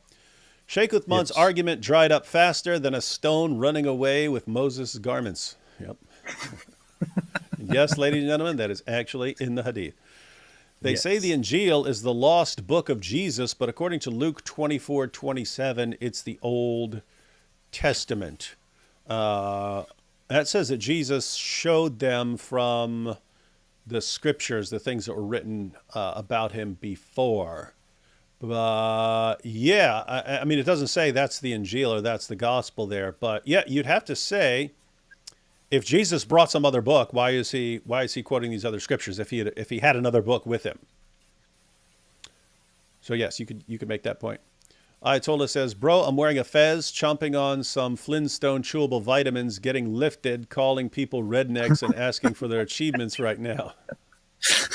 No, Muhammad Hijab said, don't impersonate his failures. Gotta love that video. I could watch that 1,000 times, man. I had to watch it again later on half speed. It was amazing. Since baby Jesus in the Quran says he'll die, is this a contradiction with the claim that Jesus was not killed nor crucified? So you're asking specifically about the claim of baby Jesus. He says in Surah 19, peace be upon me, peace on me the day I was born, the day that I die, and the day that I should be raised to life. This is actually a good example of what we're talking about with the mental gymnastics, because that's what Jesus says there. And it's pretty straightforward. I was born, then I'm going to die, then I'm going to be raised, right? Whereas the Muslim view, the Muslim view, given their interpretation of 4:157, is he was born, then he was raised, then he's going to return, then he's going to die, then he's going to be raised again. And they say, oh, you see, that makes sense. That could happen. Yeah, that's something that could happen. God can raise someone and bring him back. And so that can all happen. It doesn't sound at all like that's what Jesus was saying. That's kind of the same. It's the same situation with sister of Aaron and daughter of Imran. It really sounds like the Quran is confusing two people here. Just like it really sounds like Jesus is saying, I'm going to be born and I'm going to die and I'm going to rise. And that's the pattern. That's my pattern of life right there. So it's another situation where they'll come up with this really, really wild explanation when there's a perfectly good and obvious explanation right there. Namely, once again, Muhammad doesn't know what he's talking about. But here, maybe he actually said, "I'm going to be bored and then I'll die." and so here, what you might want to say is this could be a reason for Muslims to reinterpret 4:157, because you've always had a minority Muslim position that 4:157 isn't actually denying the crucifixion. It's just denying that the Jews who were bragging about getting the victory over Jesus actually didn't have one because Allah raised. Yeah, he died, but they raised him up, so he's not dead. The Jews. Powerful. Mosh Cohen says, I got to say, watching you guys live while patrolling near Nablus in the mosque, calling the pedos to come and pray feels extra good. That's good. Hey, let us know. Let us know when you're patrolling. We will always do a show for you. Yes. Finally, some Allah behavior I can relate with. Which one? We don't know what you're talking about. I'm guessing that's from earlier, so I don't know what that specifically was responding to. But this evening, I don't know. Allah needs to blow on hot cherry pie before taking a bite. Respect. Talking about Allah, the vagina blower. I didn't realize Muhammad. Oh, okay, yeah, now I get it. Yeah, cherry pie, get it? I didn't realize Muhammad was the original KY warming gel. Yeah, was. He was the original. So these are all obviously comments from when we were talking about Surah 66 there. The history of the 10 lost tribes, Anglo-Israelism, examined paperback by Rabbi David Barron. So is that a different one? No, you got the bacon one. Yeah, I got the Bacon. Bacon. Pamela says the Quran is like its author of confusion, deception, Satan. Contrast this with Jesus, who was not the author of confusion, but is the way, the truth, and the life. John 14:6, 1 John 4b. Praying for you, D. Wood, AP. Thank you. Thank you. Her, honey, I'm ready. Him, and then blowing. Yeah, I mean, we don't even like talking about people from the Bible like this, but that's what you get in the Quran. It's he blows in her. Look, Allah blew in her vajayjay, you see. And it in the Arabic it actually says her farj, which if you look up a translator, that's like the P word now. It's not, in other words, it's not even saying vagina. It's saying the explicit version. It's what Muslims would think of as the explicit version. At least I've heard and I've seen it translated as the P word. They had a very peculiar way of speaking. There's also a hadith where Muhammad, when some guy comes and says that he committed adultery, he says, "Well, did you f her or not?" So. Mm-hmm. Yeah. The Jews think Uziel is the son of Allah. No, it's Uzair. Uzair. Oh, Ezra. there.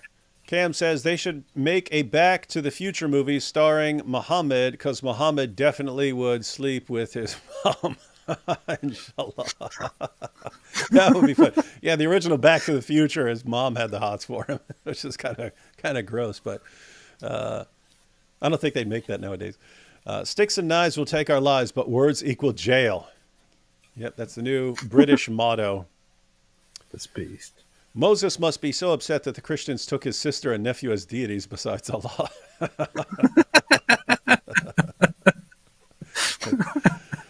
Why would God... sister. Why would God reference some tiny, obscure cult's version of the Trinity as the standard? That's the thing, right? When you bring up, hey, this is not the definition of the Trinity, they have to come up with some... just like imitating their Muhammad. Maybe there's this. Maybe there was this cult of Ezra that we never had any reason to think existed. Maybe, yeah, maybe. Even if you granted it, the question is, why is Allah, in his eternal speech for all time, referring to groups that we have no evidence that they even existed? Why didn't he respond to mainstream Judaism, mainstream Christianity? Why is it always some weird group that we can't even find their existence mentioned? I think it's just such excuses shouldn't even be entertained, and we shouldn't even be having But they're entertaining. Allowing to have discussions on these things, because these are pathetic excuses. Let's just laugh about them and stick to the actual point, which shows that Islam doesn't know anything. And the thing is, it's obvious why. I mean, Islam is ignorance. Lots of people are surprised when this is pointed out. I remember I was talking to Jay Dyer, and he was very surprised to find out how much Islam actually lacks in terms of contents in terms of prophets and biblical figures and all that.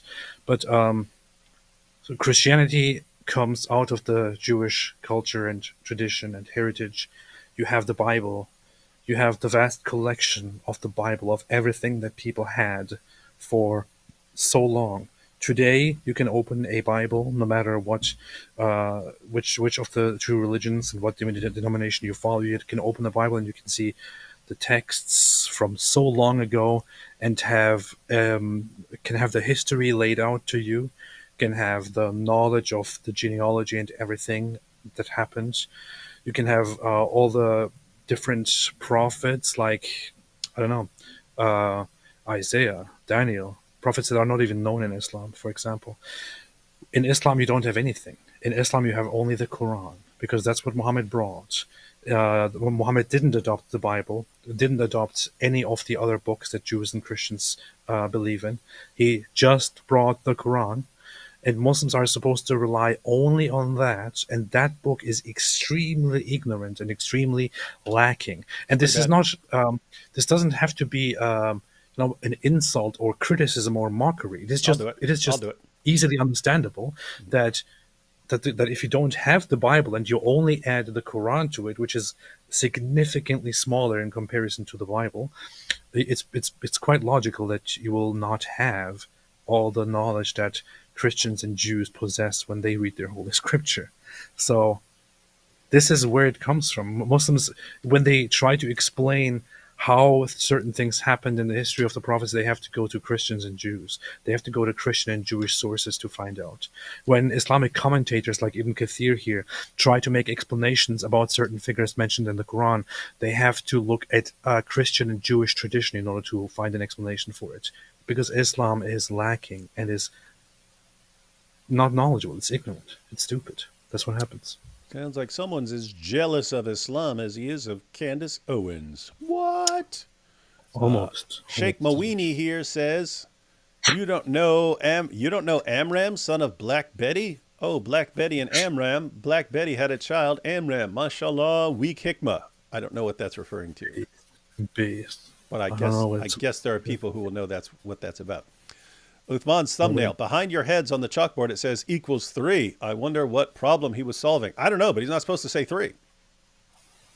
Do not say 3. Literally in the Quran, don't say 3. And he's like, look, 3, 3, 3. It's a very typical thumbnail which you can expect from an Islamic scholar, where Powerful he Islamic put scholar. himself as the teacher in front of the board, and you and Sam Shimoon as students in a classroom. Yeah, yeah. We're the students. We're the students of Sheikh Uthman. He schooled us. He schooled us on how to use a straw man. He schooled us on how to make a straw man and attack the straw man. Power. Alhamdulillah. The undefeatable Muslim syllogism. 1. The Quran is the word of Allah. 2. The word of Allah would not contain many contradictions. 3. Therefore, Allah only made it appear to us that there are many contradictions in the Quran. That's right. Wow. Like, why not? If he's going to trick people into believing that Jesus died when he didn't, then why not trick us into believing that there are all these contradictions when there aren't? Because it's perfect, wonderful book. God bless both of you, and thanks for all you do. Thank you, Laffy Taffy. Thank you. Jay and Sam cooked Daniel and Easy. Easy. Is that his nickname? That's a Jaws. Need review from AP and David. Yeah, again. Matter of fact, we'll probably briefly chat right afterwards to come up with a plan, because AP wants to go after Candace, and we have a long debate to go through. Yeah, we'll come I up need with to a check. plan. But once we have looked into what Jay Dyer, brother of Moses, says about it, we will probably have a proper review of that as well. Yeah, I see people posting memes of Sam Shimoon holding Daniel Kikichu on a leash and things like that. Oh yeah. I really want to understand what happened. Yeah, guys, here's the thing. One, all you guys had to do, I'm talking to you Muslims, all you had to do was just ignore him for the rest of your life, right? Just if people say, hey, why aren't you debating Sam Shamoon? Just say, oh, no, we don't know. He's a loser. Just say something like that. Right? That's all you had to do. Under no circumstances should you have actually gone on a popular podcast where tons and tons of people are going to see him just completely crush you. You should not have done that. You should have never been put in that situation, because now it's going to be in everyone's minds. Why don't other more powerful Dawa guys come and refute him? They're not going to go near him. They're not going to go near him. So now it looks like they're running from him, right? Because Myron's going to say, "All right, who's next? Who's next?" And no one's going to step forward. And so it makes it obvious. And then, so what are they going to say? They're going to say, "Oh no, he's not worth our time," and so on. Well, so all you had to do was not engage and just come up with excuses the entire time. The moment you put him on a very prominent show, you just screwed yourselves. We knew exactly what was going to happen. Again, I haven't even watched it. I've known Sam for a lot. I could tell you exactly what's going to happen. You put him up there. Anyway, the thing is, it's that team, the two, Jay Dyer and Sam Shamoon. I mean, Jay Dyer already had a debate with Daniel Kikichu, and he publicly humiliated him. Mm-hmm. It's like that's a lot of losses back to back for Sam. And then he got crushed by you, got crushed by Jay, just got crushed by Sam and Jay. So like I don't know, what's he going to do now? He was, yeah. I mean, even Muslims themselves saw it. It was ridiculous. He publicly humiliated Daniel. He made fun of him. He held up a whiteboard with trying to explain logic to Daniel Kikichu and all that. It was glorious. And Mohammed Hijab refused to have a debate with Jay Dyer, so Daniel Kikichu came again. And as it seems, from what it appears like, Sam and Jay Dyer, both very knowledgeable and very aggressive. It looks like they did it again. We'll have to check it. Mm-hmm. And you're going to have a bunch of Muslims throwing up smoke, pretending, "Oh no, hey, the Muslims were so powerful." It's not going to work, guys. It's not going to work. Give it up. Stop embarrassing yourselves.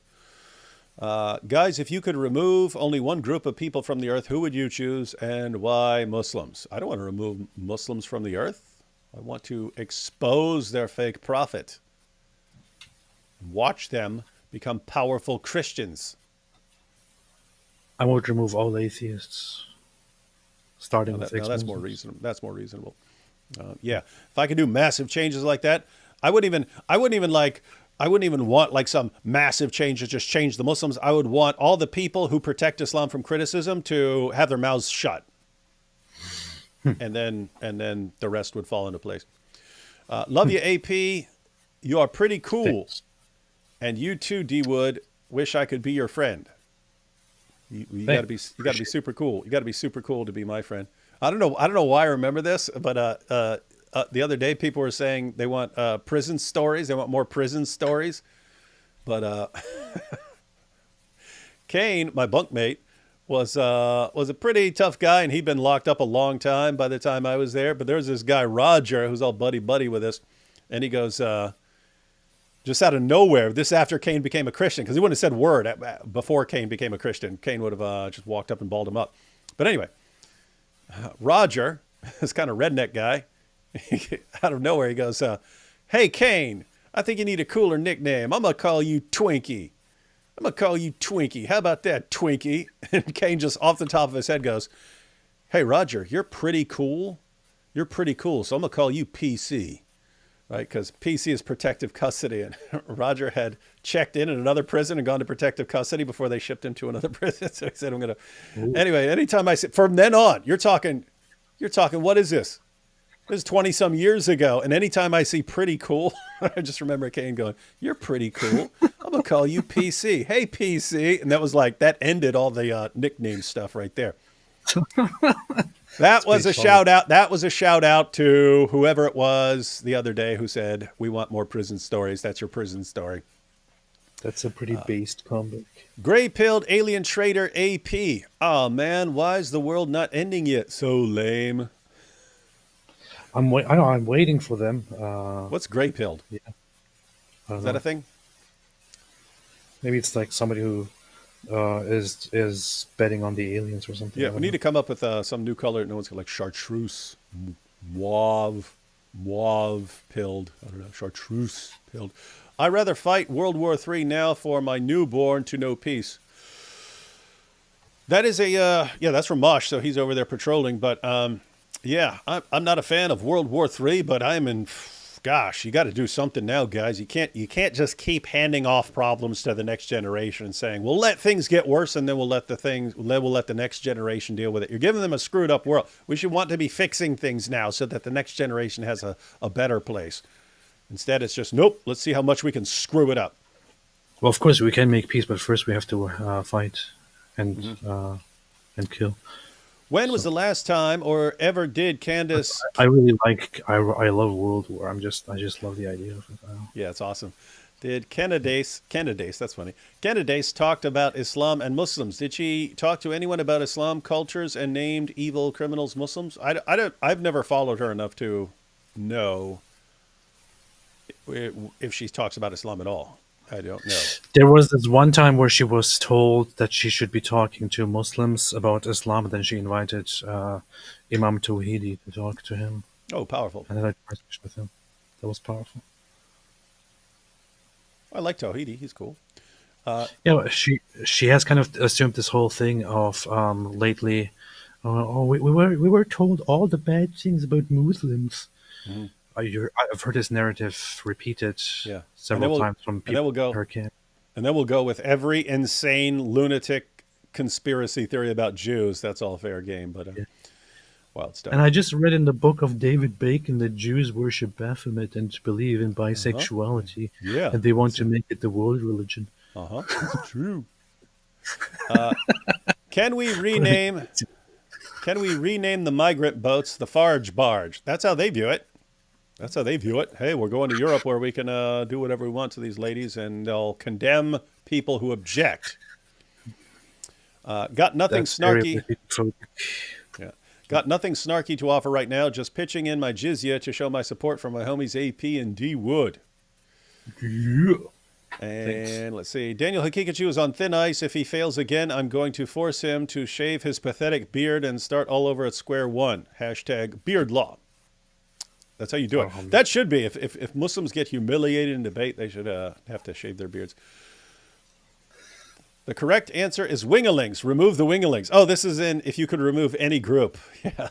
Oh, If I had to pick one, that would be the answer. Get rid of the wingalings. that makes sense. And finally, Hyperactive here says, "Hey AP, I sent you a video on X about an Israeli scholar who refutes a Muslim scholar on Al Jazeera." That sounds like Really? something. That sounds like something cool. Watching an Israeli scholar who refutes a Muslim scholar on Al Jazeera, we should check that out. An We should check that Israeli out. scholar who refutes Muslim. That is really interesting. I will. It is. That is really interesting. I will check out that video from that Israeli scholar because it sounds like that is really something that we could do. Yeah. All right, I'm looking at the poll results now. I'm clicking end poll because it's been up for about half an hour. Let's see. And it ended at 90% said no, he did not refute the objection. And 10, What? it says 9%, so it must have actually been close. It says 9%. 9% thought he successfully answered it. I noticed that it was 5% for a while saying yes, he answered it. That's why I actually gave extra time. I knew all the I knew all the Sheikh Uthman fans who were watching would run out and say, "Guys, come over and vote on this poll. We have to defend our beloved Sheikh." This is hilarious. What awesome times. What awesome times. You see, 10%, 10%. You see, he humiliated them. Powerful. That was so powerful. And finally, are you aware of the Sam Kelly Powers debate? No. Not familiar with that one. Boost? No. All right, guys. What about Austin Powers, though? We are going to have to figure out our schedule afterwards, but yeah, we've got a lot of stuff to cover. Huge debate, AP's obsession with Candace, all that stuff. But we will be back here very soon with some super dope live streams. Thanks everyone for watching. It's funny about that 9% who said yes. It's always like half of that is people who are just like joking. I know because they tell me afterwards, and I'm like, "Oh, I voted yes for joking." That's funny.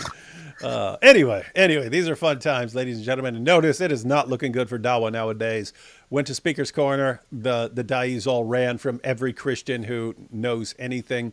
They just got humiliated on Fresh and Fit.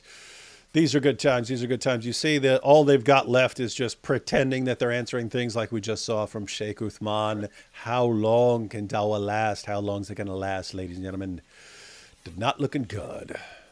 Our guys don't last long. They don't last long. Dawah guys are short timers. We'll catch y'all next time. Inshallah.